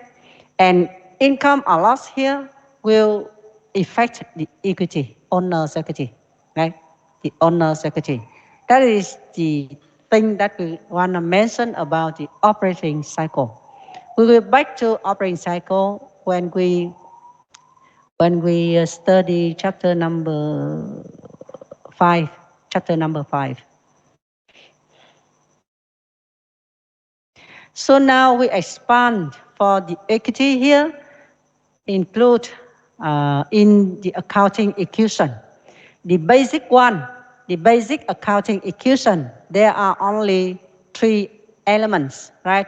But when we expand the accounting equation, we expand the equity here, we expand the equity here into specific items, for equity. We have share capital, vốn cổ đông. We have retained earnings. Retained earnings are calculated by compare revenue and expenses. We earn income here and then deduct it, the dividend. And we have the retained earnings, right?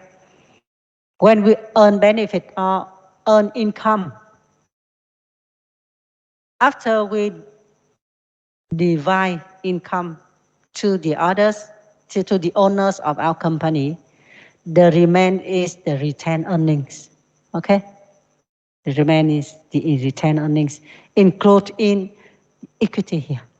Equity include 2 items, share capital and retained earnings.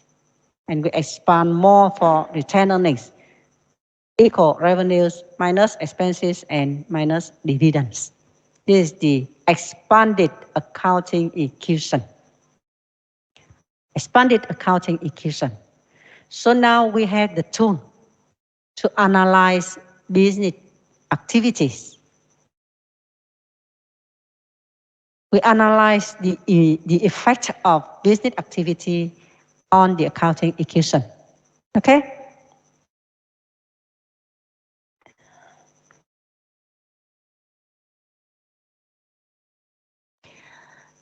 If we have the balance of the accounting equation, only 2 elements.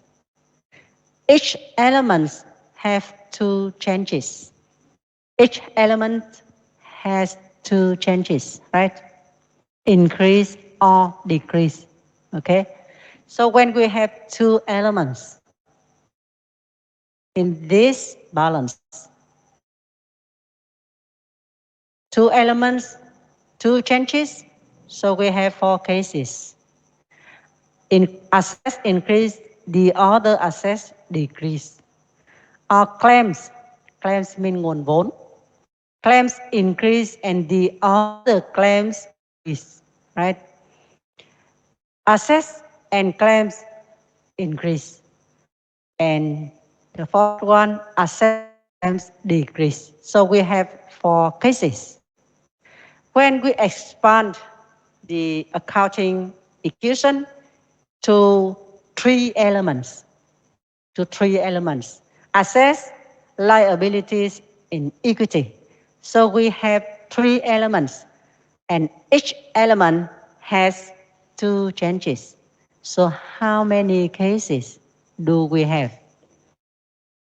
How many cases? 8. Why 8? No rule. Not logical. 9. 9 cases. 9 cases, okay? 9 cases, okay? Okay. So if we expand the equity here into 4 specific items: capital, share capital, revenue, expenses, and dividends, for example. So how many cases? Yes, when we expand the accounting equation into more items for equity, so how many cases? 16, right? 16. Assets, liabilities, equities include 4 items, right? So how many elements when we expand the accounting equation for the equity here? How many elements? 2 and 4 equal 6 elements, right? Nice. Expand like this. Asset, liabilities, share capital, revenue, expenses, and dividends, right? So we have how many elements here? 6 elements, right? So how many cases?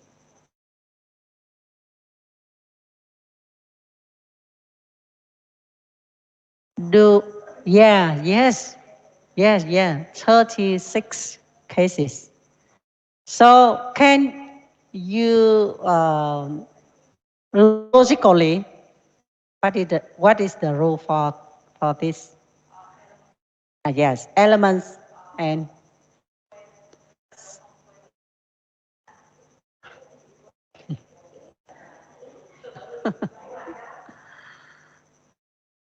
why? Yes, X is elements, number of elements. Why?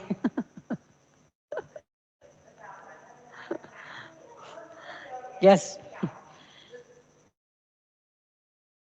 So that is the rules. Like logically, we can know the rules. So here, when we analyze or we identify the business activity of the company, we need to identify which the one which affect the accounting equation in many cases, right? In many cases. But in short, only how many cases? At least in short, how many cases? Cases. At least. How many cases? If we have only at least 2 elements, right? 4. So 4 cases. 4 cases. 4 cases here. And for the basic accounting equation, we have 9 cases here. Okay, this is the main cases we already mentioned about here. And in each case, the accounting equation always balance. always equal, right? Now we practice this one. You have this one as your exercise. Problem 4.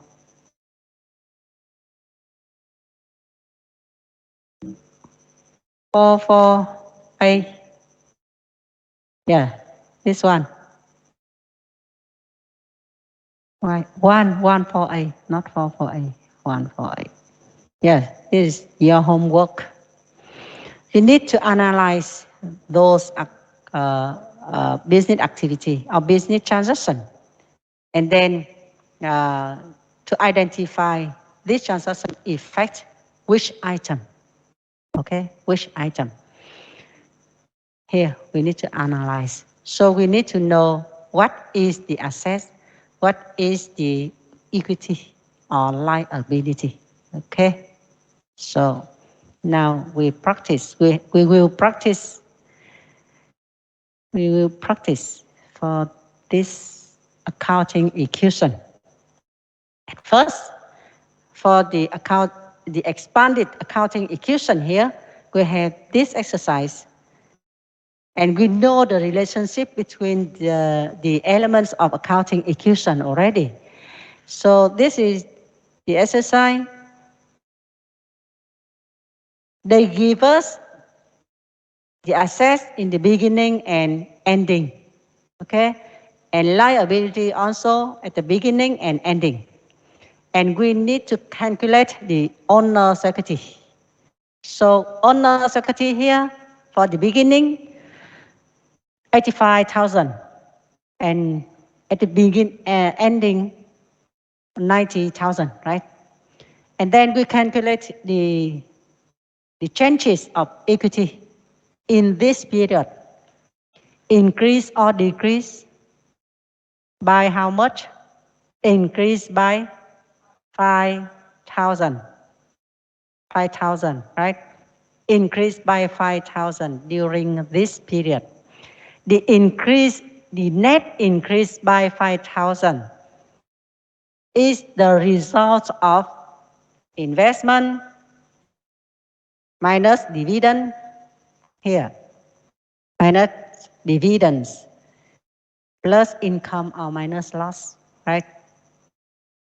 So we calculate the ending of equity by beginning plus investment minus dividends plus income or minus loss, right?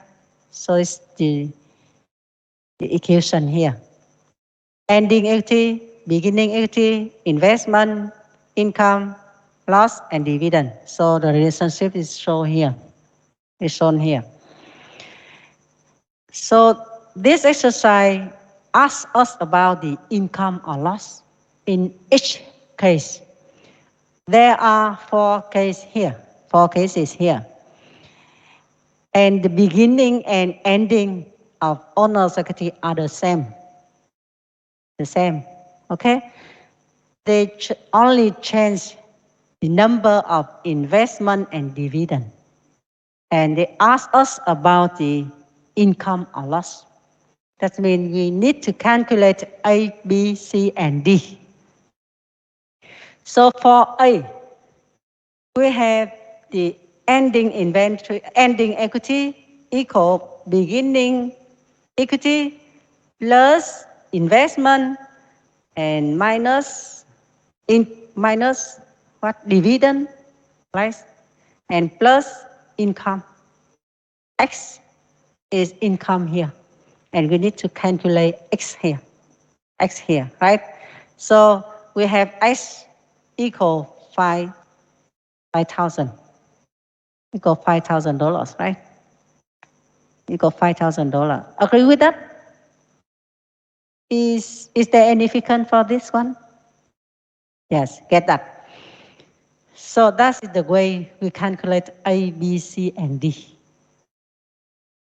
And your group need to calculate B, C, and D. Give me the result of B, C, and D. Write on the chat box here.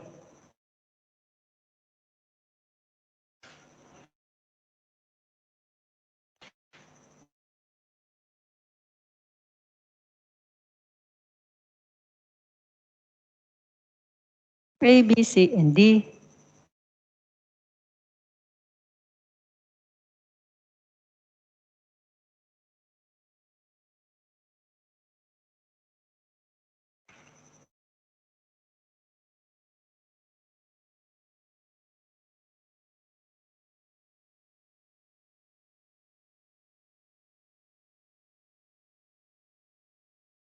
Each group write the results on the chat box here, please.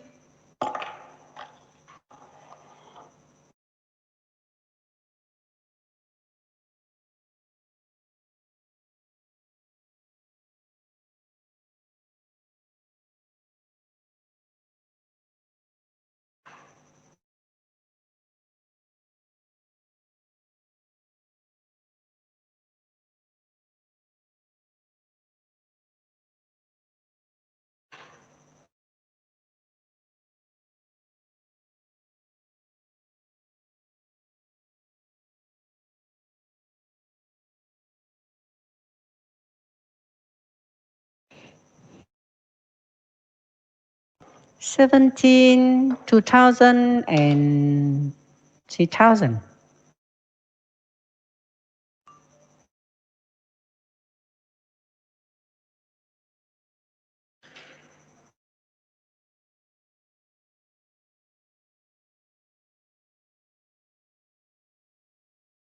Lê Hồng Hân, please write your group number, please. Okay, group 6. Group 8, group 10, group 3,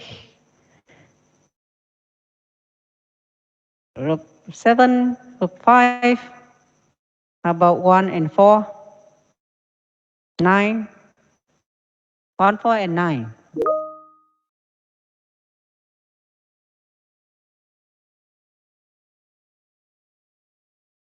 Oh, you had the same result here. So you are very good.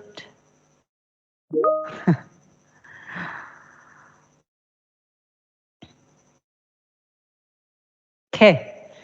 So this is the result, and it takes time to calculate, right?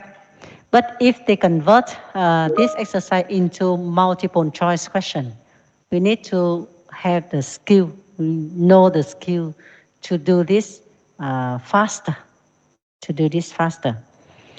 To do this faster, we have the other way. Oh, sorry.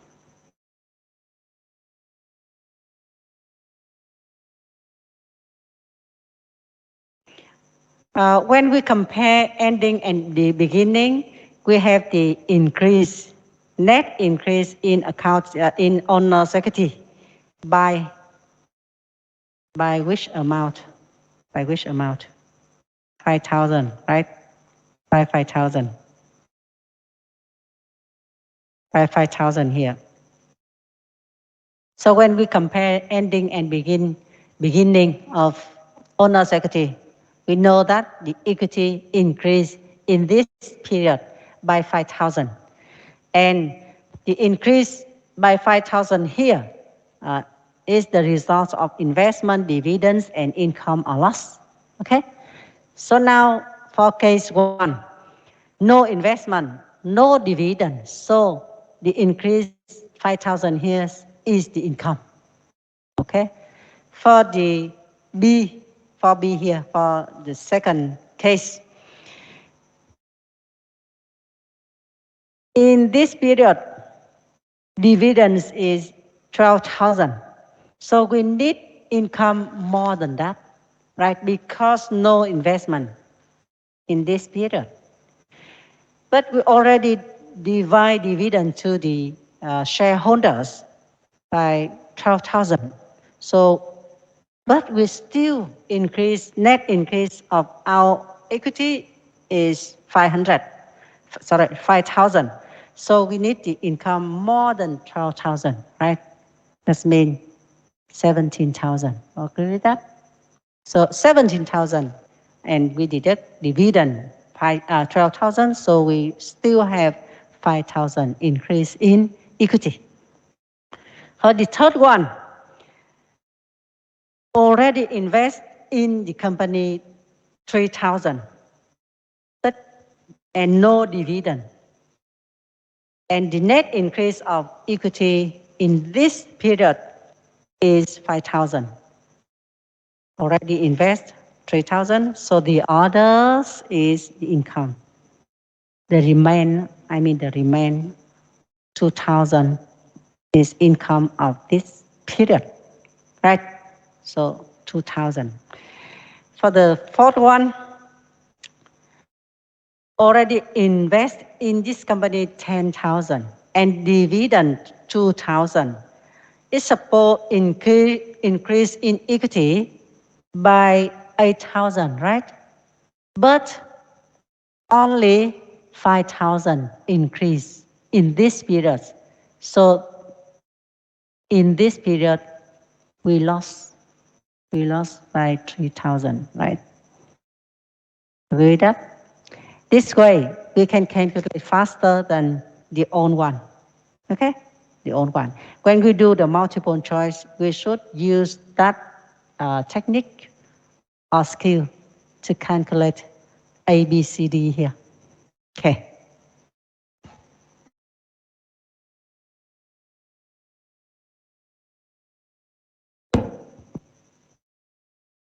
Continue. Continue by the other exercise. We need to distinguish among 5 elements of financial statements. By this exercise, we need to distinguish which one is revenue, which one is expenses, assets, liabilities, and equity. So here, telephone is, how about the first one, revenue? Which one is the revenue? Which one? The consulting revenue, because they already mentioned is the consulting revenue. This company provide or perform consulting service to the customer, and they receive revenue. Okay. How about expenses? How many type of expenses here? 4. Okay, 4. Telephone, other, rent, and salary expenses. 4 expenses. 4 kind of expenses. And we can total expenses because here we need to calculate this thing. Okay. How about the assets? Which one? Which one are the assets of the company? Machine, right? Machines. Máy móc. What else? Office equipment. Yes, office equipment. Yes. What else? Cash, office supplies. That's enough. One more. Receivable. What? Receivable. Receivable. Accounts receivable. This is the right to collect money in the future, right? Receivable. When we perform service to the customer and we haven't collect cash yet, we have the right to receive cash in the future, and we call that is receivable, right? We already mentioned about receivable, right? Yes. This is the accounts receivable. This is the right of the company to receive or to collect money from the customer when it dues. It due đến hạn. It's due in the future, but not now. Okay? So here is one kind of assets. This is the right, okay? So now we have a total assets. How about the liability? Which one? Accounts payable. In the opposite side, when we buy something, we already receive the merchandise inventory, for example, but we haven't paid the seller yet or supplier yet. So we have the obligation or the responsibility to pay them back. But now we already receive goods or inventory. So we have the liabilities of here of 7,500. This is accounts payable in terms of accounts payable. Okay. And how about the owner's equity? Owner investment minus drawings plus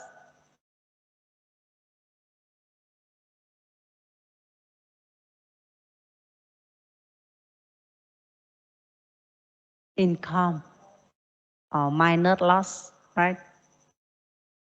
The equity investment drawings or withdrawals rút vốn của chủ sở hữu, drawing or withdrawals rút vốn. Okay. So we calculate by investment plus we calculate investment minus drawings plus what? Income or minus loss, right? Or plus revenue minus expenses. So we calculate equity by two ways.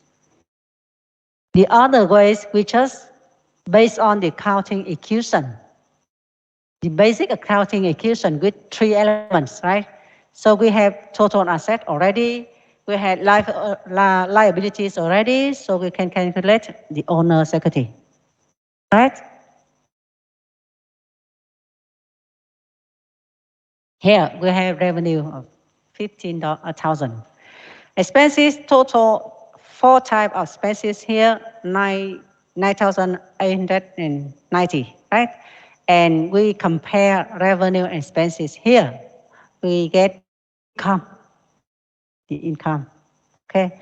Revenue exceed expenses by which amount? Exceed expenses by, I mean the differences between revenues and expenses. Which amount? 5,110, right? When we compare total expenses and total revenue, the difference is 5,110, okay?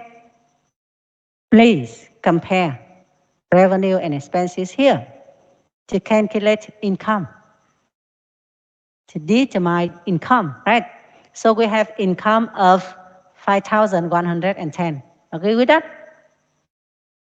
Total revenue with total expenses. Okay, compare. Assets, the assets, total assets is 83,250. So we can determine owner's equity by two ways.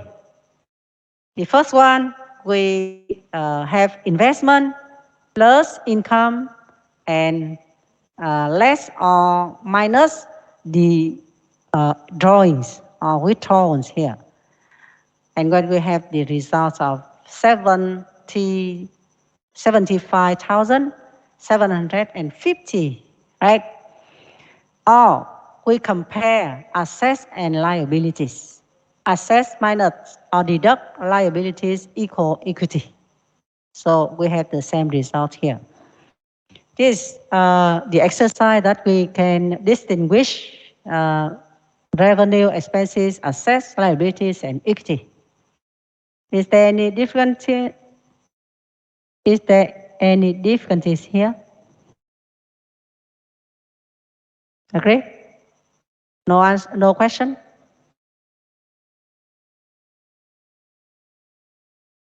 No question, right? And this is our practice for analyzing business transaction. We have business transaction and we need to analyze them. To analyze business transaction, we need to base on these things.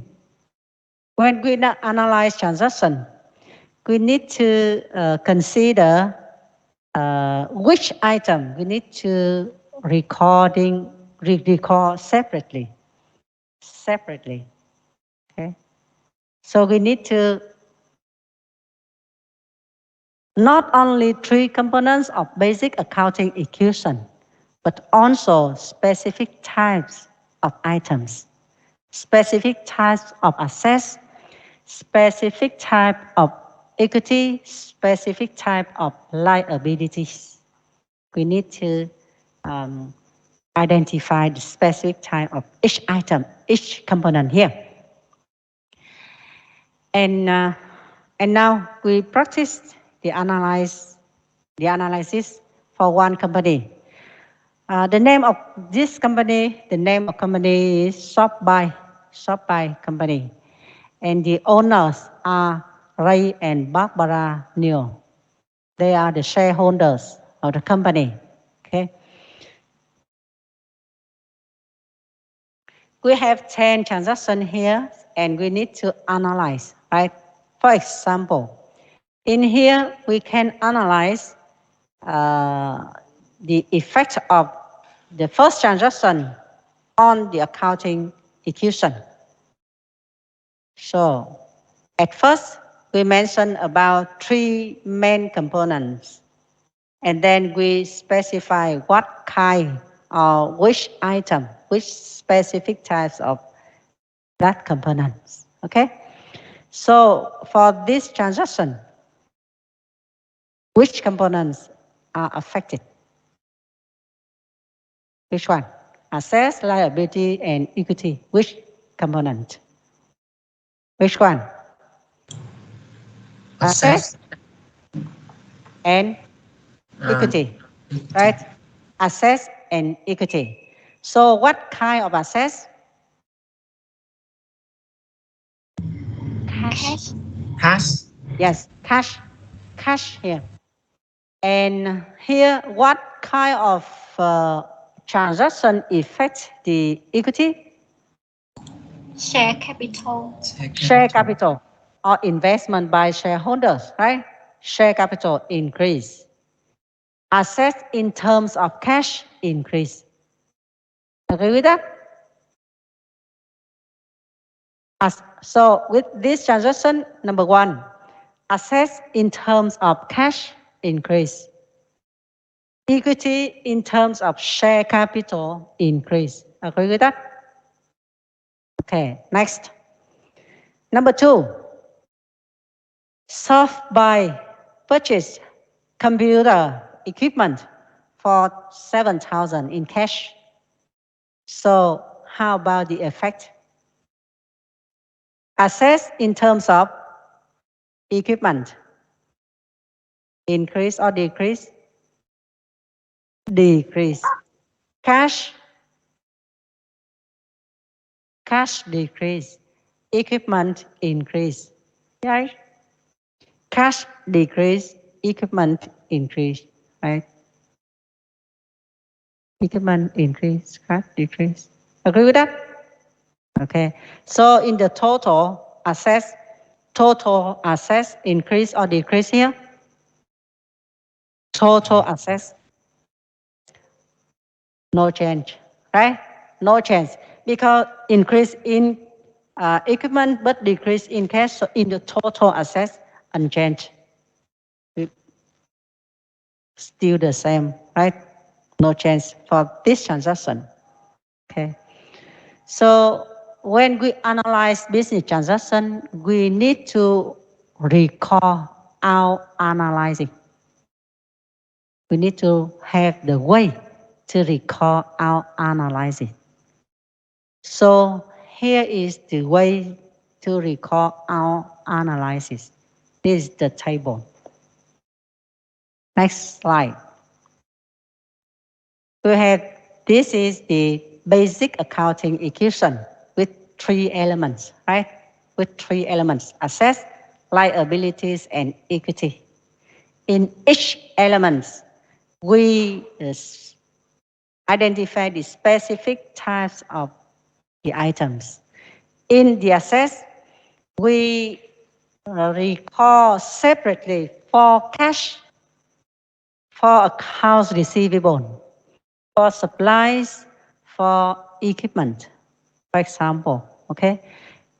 In the liabilities, we record the accounts payable and so on. But in this example, only accounts payable. For the equity, we expand equity into 4 items: share capitals, revenue, expenses, and dividends.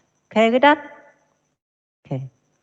So the way to classify assets, liability, and equity based on what? Based on what?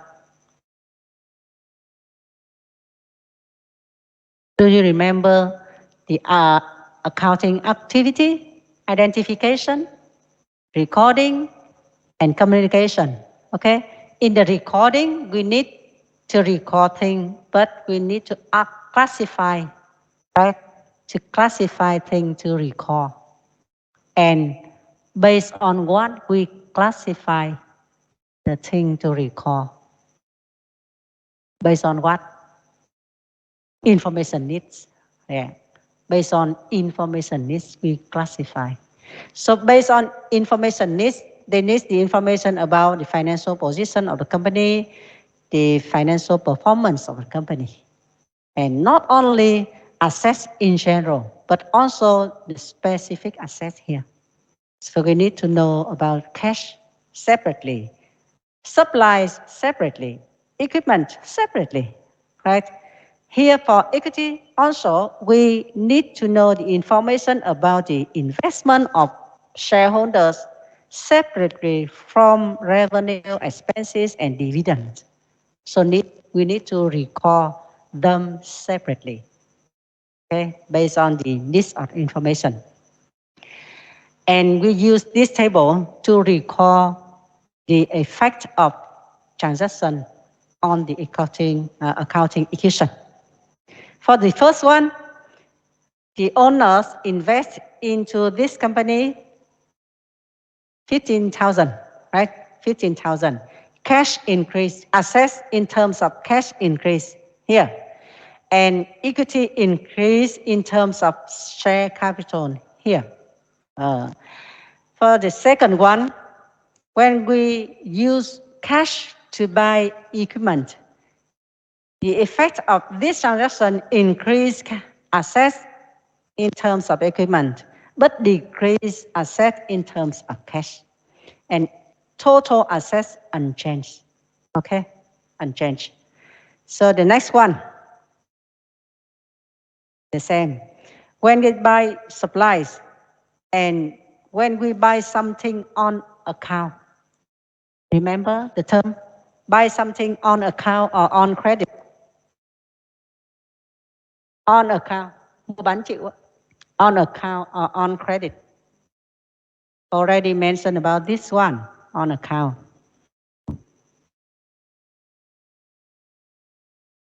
On credit. On account or on credit. So the cash payment or cash receipt will be due later, right? If we buy something on credit, we will make the payment later, okay? And when we sell something on credit, we will collect money later, okay? So here now, when we buy supplies on credit, right? Supplies increase, and also we have the responsibility to pay the supplier back later in the future. So we should recall this liability accounts payable. Okay with that? How about last one? The next one. The next one, we earn revenue when we perform service to the customer, right? Perform service to the customer. Here, number 4. ShopBuy received 1,200 cash from customer for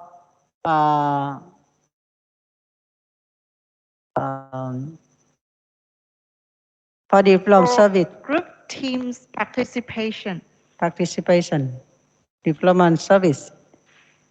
It has performed. Okay. And in this transaction, the company earned revenue because we already perform service to the customer. So we earn revenue. Revenue increase. And we receive cash increase. Okay. Cash increase. Number 5. Number 5, the transaction is receive bill for 250 from programming news for advertising on its website, but we'll pay them later, right? Later. So now we already received this service from the suppliers. So we need to record as the expenses of this company in this period. And we also record the liability to pay them back in the future. Okay. So here we record the effect in this table here. Cash increase, number 5. Accounts payable increase and expenses increase. When expenses increase, the equity decrease. So that's why we have the sign here, negative sign here. Decrease in equity, increase in accounts payable. So the total still the same. Okay. Number 6. Also perform service to the customer, and we gain revenue of 3,500. And from 3,500, this company received in cash only 1,500 and let the customer postpone the payment later in the future. In other way, we will collect money in the future. 2,000 here, 2,000 here. So we have the assets in terms of cash increased by 1,500, and accounts receivable increased by 2,000.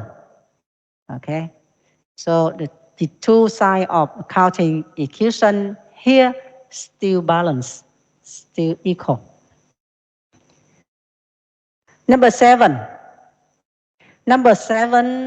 Pay cash. Number 7, pay the following expenses in cash for September. We have three kind of expenses here, right? Rent expenses, salary and wages expenses, and utility expenses here. So we have the effect in the accounting equation here. After transaction number 7, cash decrease, equity decrease in terms of expenses. When expenses occur or incur, the equity decrease, right? When we use up something, the equity decrease. Yes. Utility mean gas, electricity, something like that. Water. So in Vietnamese we call tiện ích. Các cái tiện ích á. Chi phí tiện ích. Utility expenses, chi phí tiện ích. Utilities. Number 8, we pay the accounting payable. It's the amount of 250. So cash decrease and accounts payable also decrease. Agree that? Number 9, collect the accounting receivable here. Collect in cash of 600 here. So cash increased by 600 and the account receivable decreased by the same amount. by the same amount here. And the last one, number 10, the company divide dividend to the shareholders, right? So here the dividend pay in cash. So cash decreased by 1,300 and equity decreased also 1,300. So dividend increase mean equity decrease, right? Okay. So after we do the recording activity here, during the period, in the end of the period, we need to calculate the remain or the balance of each item. We call the remain of each item is the balance here.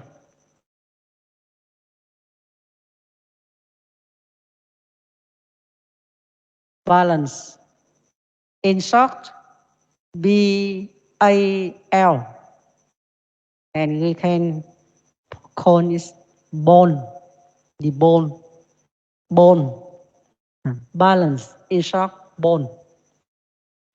We calculate the balance here for cash,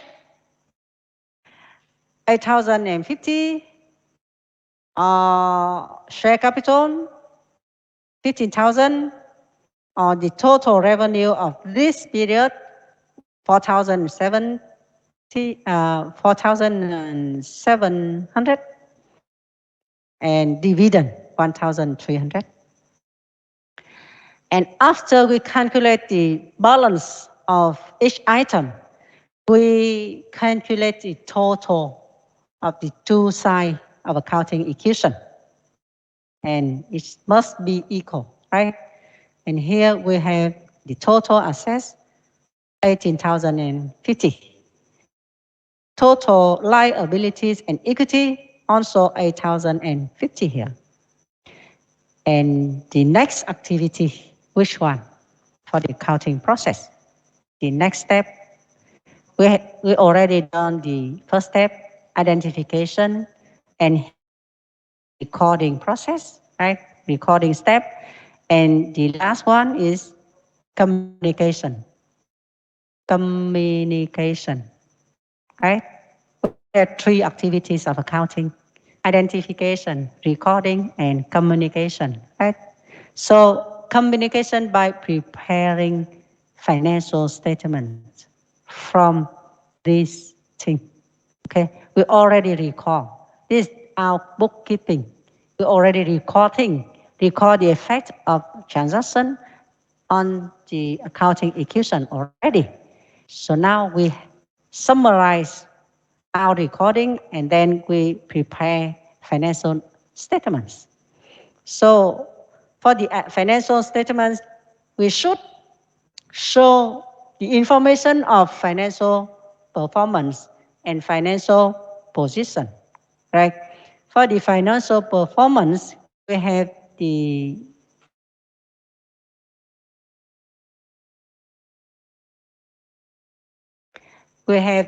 financial performance in terms of income statements. In the income statement, we compare revenue and expenses, right? For the income statement to show the financial performance of the company, we compare revenue and expenses, and the results are income or loss, right? This is the income statement.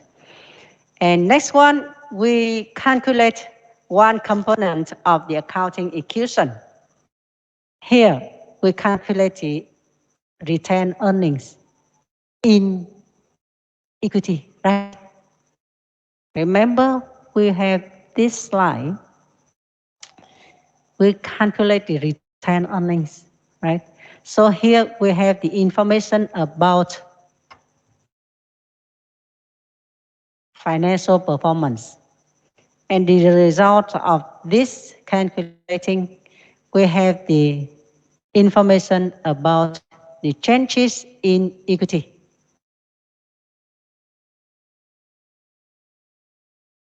Changes in equity.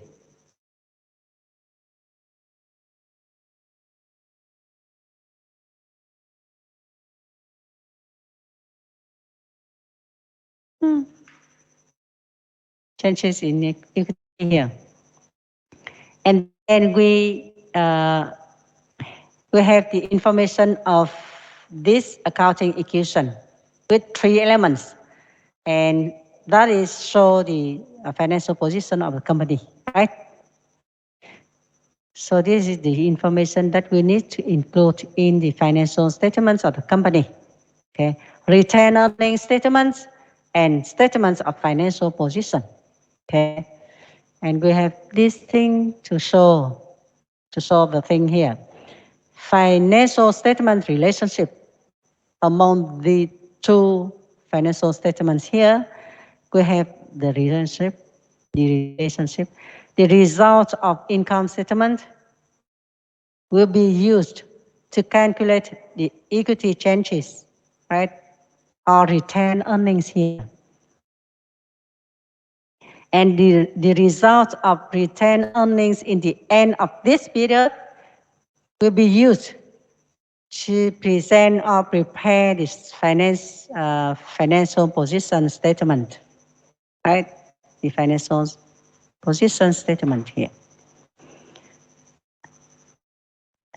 And based on this one,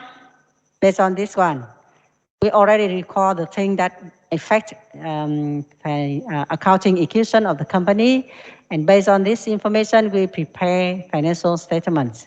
The first statement is the income statement, right? The income statement here, total revenue, total expenses, and net income. Net income of 2,750 will bring to the retained earning statements. Retained earning statements calculate by the beginning retained earnings at net income and less dividend. We have the results of retained earnings in the end of the period, right? The end of September, 1,450. And we bring the results of this statement to financial position statement here. So in the financial position statement here, we have 3 main elements, right? Total assets here, 18,050. Total liabilities, 1,600. And total equity here, 17,450. So we have 3 main elements in the statement of financial position, right? 1, 2, and 3. And how about the relationship among them? Equal, right? Total assets equal, equity and liability, right? This is the statements of financial position.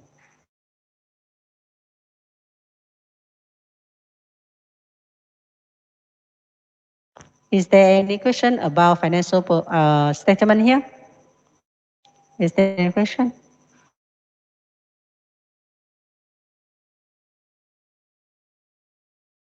No.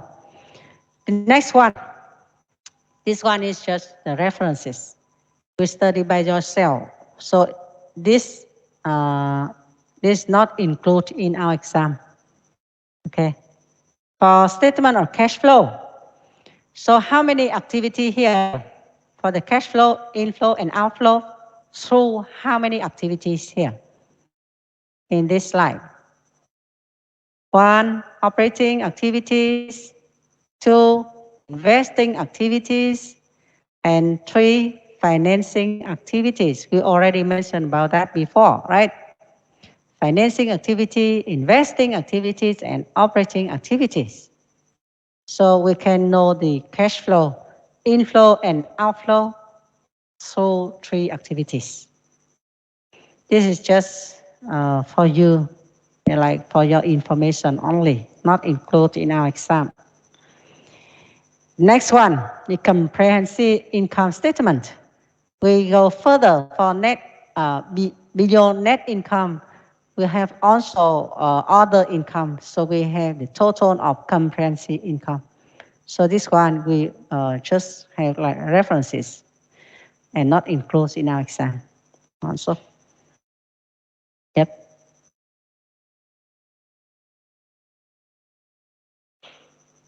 In Vietnamese toàn diện, báo cáo thu nhập toàn diện, đầy đủ á, đầy đủ toàn diện ha, comprehensive, đầy đủ toàn diện. Comprehensive mean toàn diện, đầy đủ đó. In Vietnamese, we use the term báo cáo thu nhập toàn diện.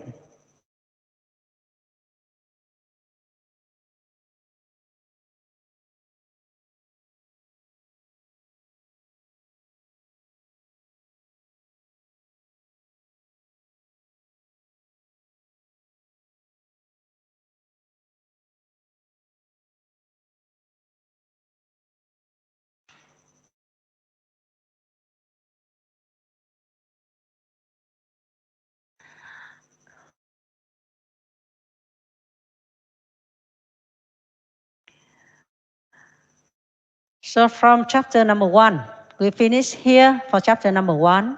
And which one in this class today do you think is the most important? What is the most important thing today? Analyze business transaction based on what? Which is the tool for you to analyze the effect of business transaction? Which is the tool? What is the tool for you, or navigator for you to analyze the effect of transaction? D, what? Accounting equation. Accounting equation is the navigator when you study accounting. We need to use accounting equation to analyze business transaction throughout the company. Or whenever you mention about accounting, please remember the accounting equation. Basic accounting equation and also expanded accounting equation. Basic accounting equation with 3 elements and also the expanded accounting equation. Okay, remember, always.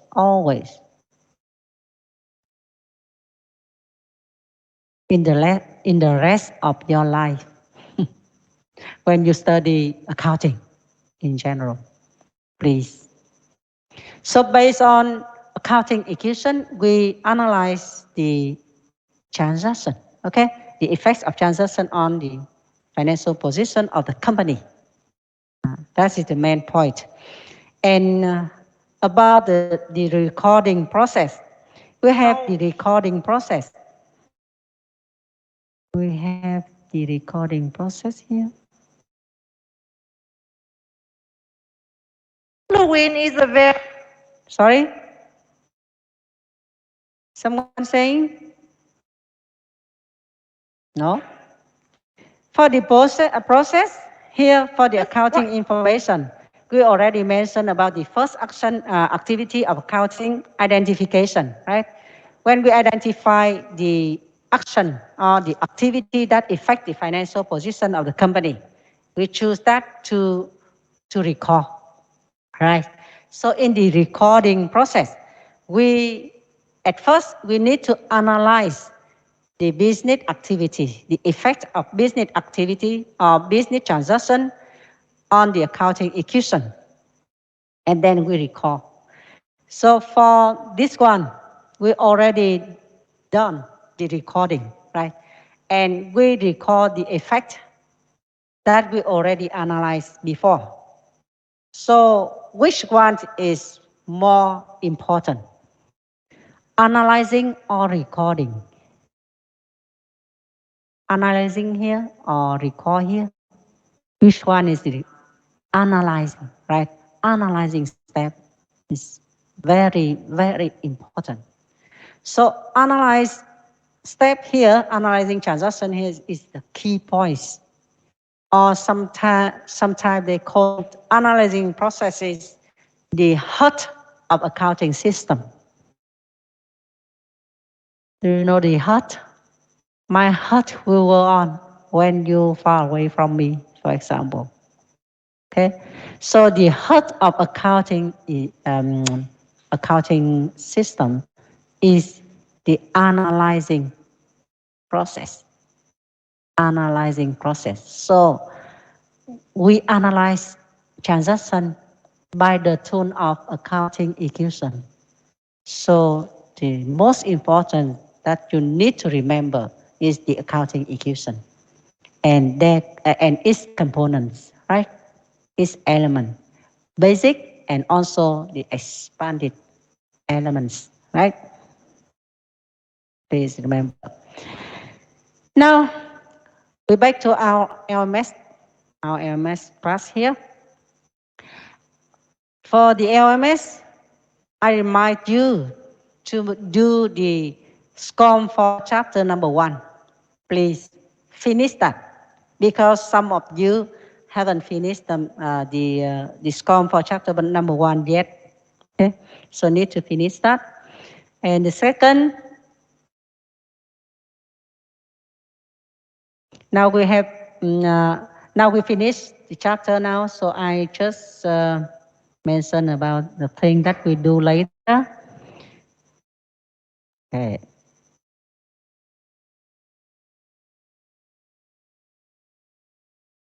The first one is chapter number 1. Finish SCORM for chapter number 1, please. And second, we do the problem in group. Okay, problem 1-4A. 1-4A. Okay, 1-4A. So there are four activities you need to fulfill before next class. Four activity. Okay, the first one is finish SCORM for chapter number 1. Okay, the second, quiz for chapter number 1, and your class give me the rank of time to set up this quiz for chapter number 1. Each quiz only 15 minutes, but the rank of time is 45 minutes for you to do it again and again 3 times. Okay, 3 times. And you get the highest score for that. So your class need to discuss and make the decision what time and inform me. Okay. The third one, you have to do the problem 1-4-8. Okay, 1-4-8. 1-4-8. Page number, please. Page number 1-4-8. Page number, which one? 43 maybe. Page 43 from textbook here. Page 43. Sorry. Page 43. This work you do in group, please.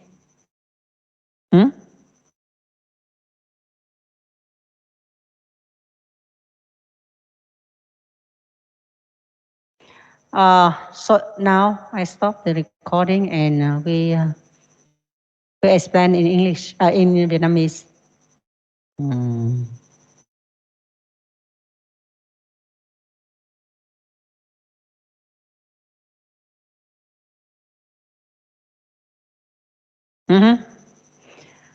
Bây giờ cái công việc của các em á, trước khi học buổi tới á, thì các em phải hoàn tất nốt cái bài SCORM của chương 1 là 1.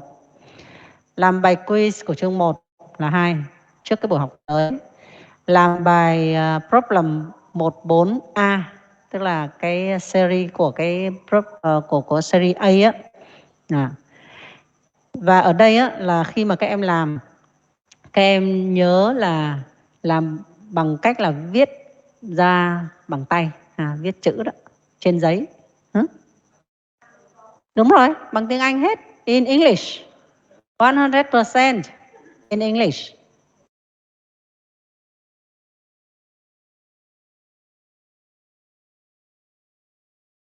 Nhưng mà con có nộp được không? Con nộp được có nghĩa là chưa có mở cái hạn.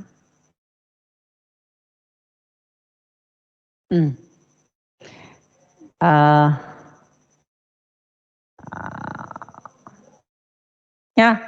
Như vậy ở đây là cái textbook của mình là cái trang 43 chứ không phải là 42 ha, trang 43. Thì á, các em sẽ làm như thế này, là mỗi một thành viên đều phải tham gia vào cái việc viết cái bài này ra. Từng phần chúng ta sẽ chia như thế nào đó, mỗi thành viên một phần nhỏ ở trong bài này. Và cái người trưởng nhóm đó sẽ kết nối lại thành một file PDF và gửi lên đây nha. Thành một file PDF thôi và gửi lên đây.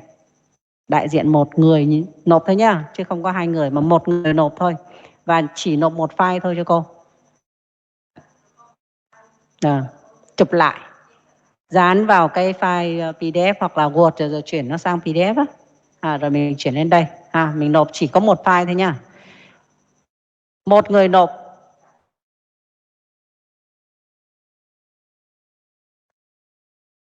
Cái đấy các con sẽ theo dõi để cuối cái khóa học này á, là nhóm sẽ đánh giá cái sự đóng góp của các thành viên.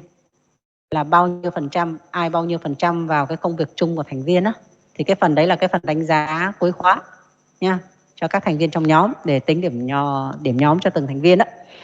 Rồi như vậy thì before the third class. Trước khi mà chúng ta học cái buổi học thứ 3 đó, có nghĩa là trước khi chúng ta học chương 2 đó, thì chúng ta phải nộp cái bài problem này. Và cái thời hạn của chúng ta là ngày 18 hả? Ngày 18 tháng 1 năm 22 nè. Ủa sao nó mở như vậy mà các em nộp được ta? Trước 12 giờ. Vậy hả? Không biết, chẳng hiểu. Đó. Thì chúng ta sẽ nộp trước ngày đó nhá. Đấy. Và nhớ là phải viết tay nha, bởi vì chúng ta phải thực hành viết nhiều cho nó quen tay á. Chứ nghĩ trong đầu rồi không viết xuống. Nói chung là học ngoại ngữ là chúng ta phải viết xuống nhiều. Viết đi viết lại, viết đi viết lại. Chứ làm biếng viết là không có học được ngoại ngữ nha. Viết cho nó quen tay á. Hồi xưa có một cái từ mà cô viết biết bao nhiêu chục lần đó. Cứ một cái từ đó mình viết. Tại vì hồi đó học tiếng Nga. Trời ơi, cái tiếng Nga nó cái từ khó. Phải nhớ thôi. Rồi nhá. Và mấy hoạt động rồi? Mới có 3 đúng không? Và hoạt động thứ 4 là trước khi học buổi học kế tiếp, các em sẽ phải hoàn tất cái SCORM của chương 2. Vì trên tinh thần là chúng ta phải học trước, chúng ta phải xem bài trước rồi chúng ta mới lên lớp. Rồi trên lớp chủ yếu là, đáng nhẽ ra là trên lớp chủ yếu là chỉ có discuss thôi. Các em đưa ra câu hỏi và hỏi cô là ở cái chỗ này em đọc bài trước nhưng mà em chưa có hiểu, cô giải thích thêm cho em. Chứ không phải là cầm tay chỉ việc cho các em từng bước như cái kiểu như thế này.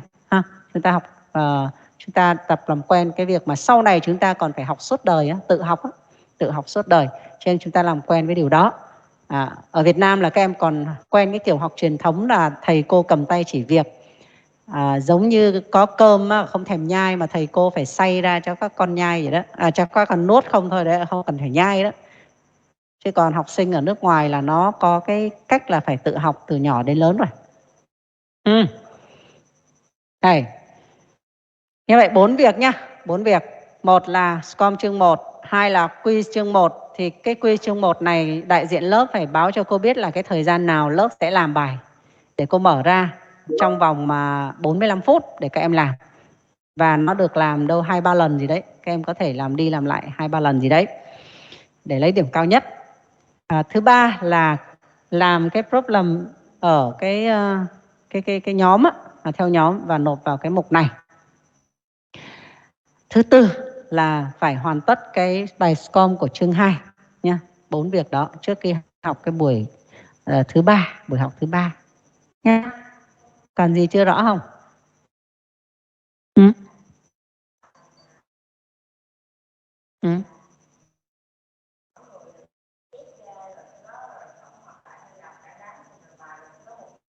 Không, mỗi người viết một phần đó.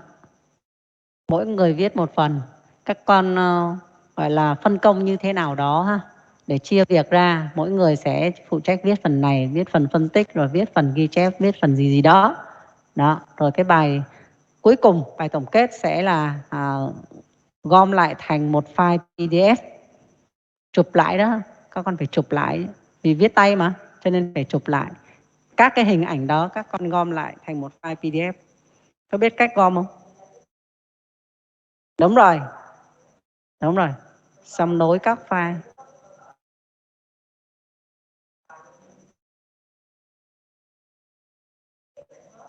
Không. Mỗi đứa chép để cô biết cái handwriting của từng đứa như nào. Mai mốt còn so sánh với cái bài thì midterm nữa.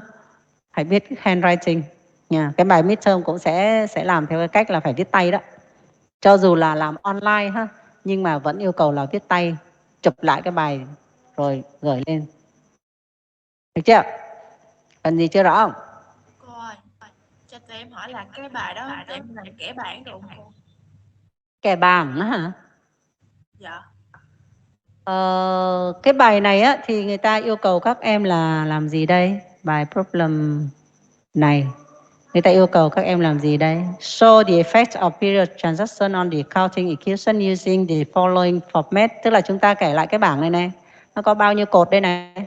Nó giống như cái bài hồi nãy chúng ta vừa phân tích cho cái công ty sort by đó.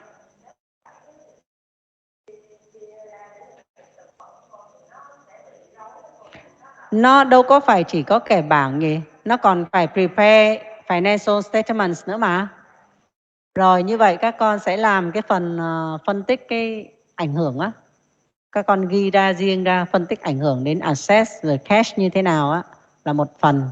Sau đó có cái bảng này là bảng tóm tắt, bảng ghi chép lại các cái effect ở trong cái bảng này này. Bảng này là tóm tắt các effect đó, đúng không? Các con ghi chép nó vào cái bảng này. Hình dung được không? Ví dụ như này nha.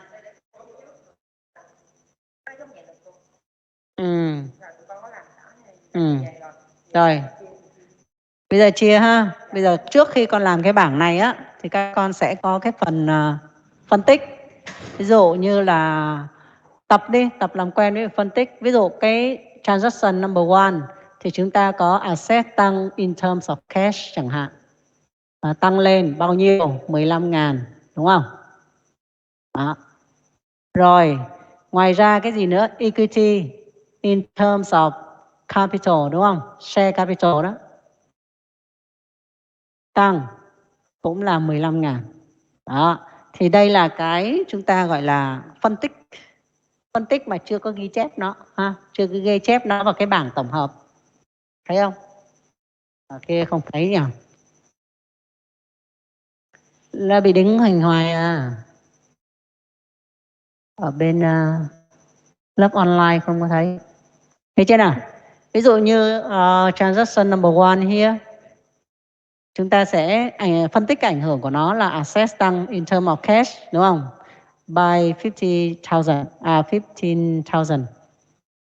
Rồi equity tăng in terms of capital or share capital tăng lên, đúng không?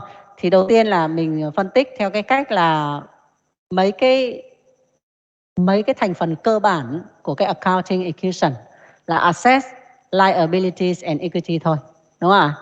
Nhưng mà trong từng cái đó mình sẽ chỉ ra cụ thể hơn là cái loại tài sản nào, cái loại assets nào, cái loại liabilities nào, cái nội dung equity nào. Thì mình đóng mở ngoặc để mình chỉ ra nó là cái gì cụ thể đó. Để mình phân tích là nó tăng hay giảm và số tiền là bao nhiêu. Đó. Đây là cái gọi là mình tập cái cách viết phân tích như vậy. Và sau đấy mình ghi cái kết quả phân tích này vào cái bảng tóm tắt. Cái bảng tóm tắt giống như người ta yêu cầu mình làm đó. Như vậy bước sau khi mà mình đã phân tích trong cái cách coi như mình phân tích xong rồi mình sẽ ghi lại cái kết quả phân tích đó ở trong cái bảng để mà mình tổng hợp thông tin sau này. Thì mình sẽ ghi chép riêng cho từng đối tượng, đúng chưa? Ở chỗ này mình chỉ phân tích one by one cái transaction thôi.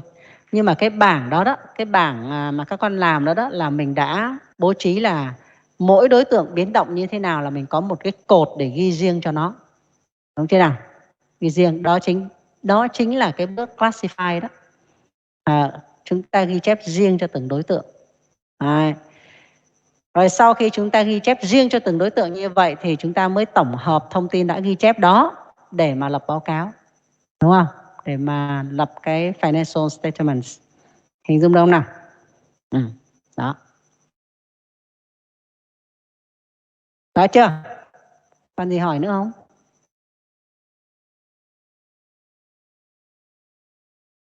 Hỏi thêm gì nữa không con? Vậy là nó có 3 phần đúng không cô? Là phần mà mình phân tích xong, phần mình lập bảng với một phần mình viết báo cáo hả cô? Đúng rồi, có 3 cái bước, có 3 cái phần như vậy. Cái bảng đấy là cái bảng tổng hợp cái nội dung mà mình ghi chép riêng cho từng đối tượng á.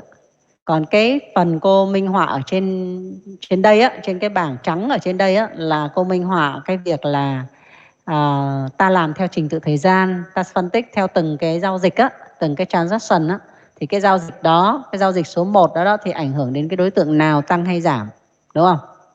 Chúng ta cứ làm theo trình tự thời gian mà chưa gọi là chưa ghi chép riêng cho từng đối tượng.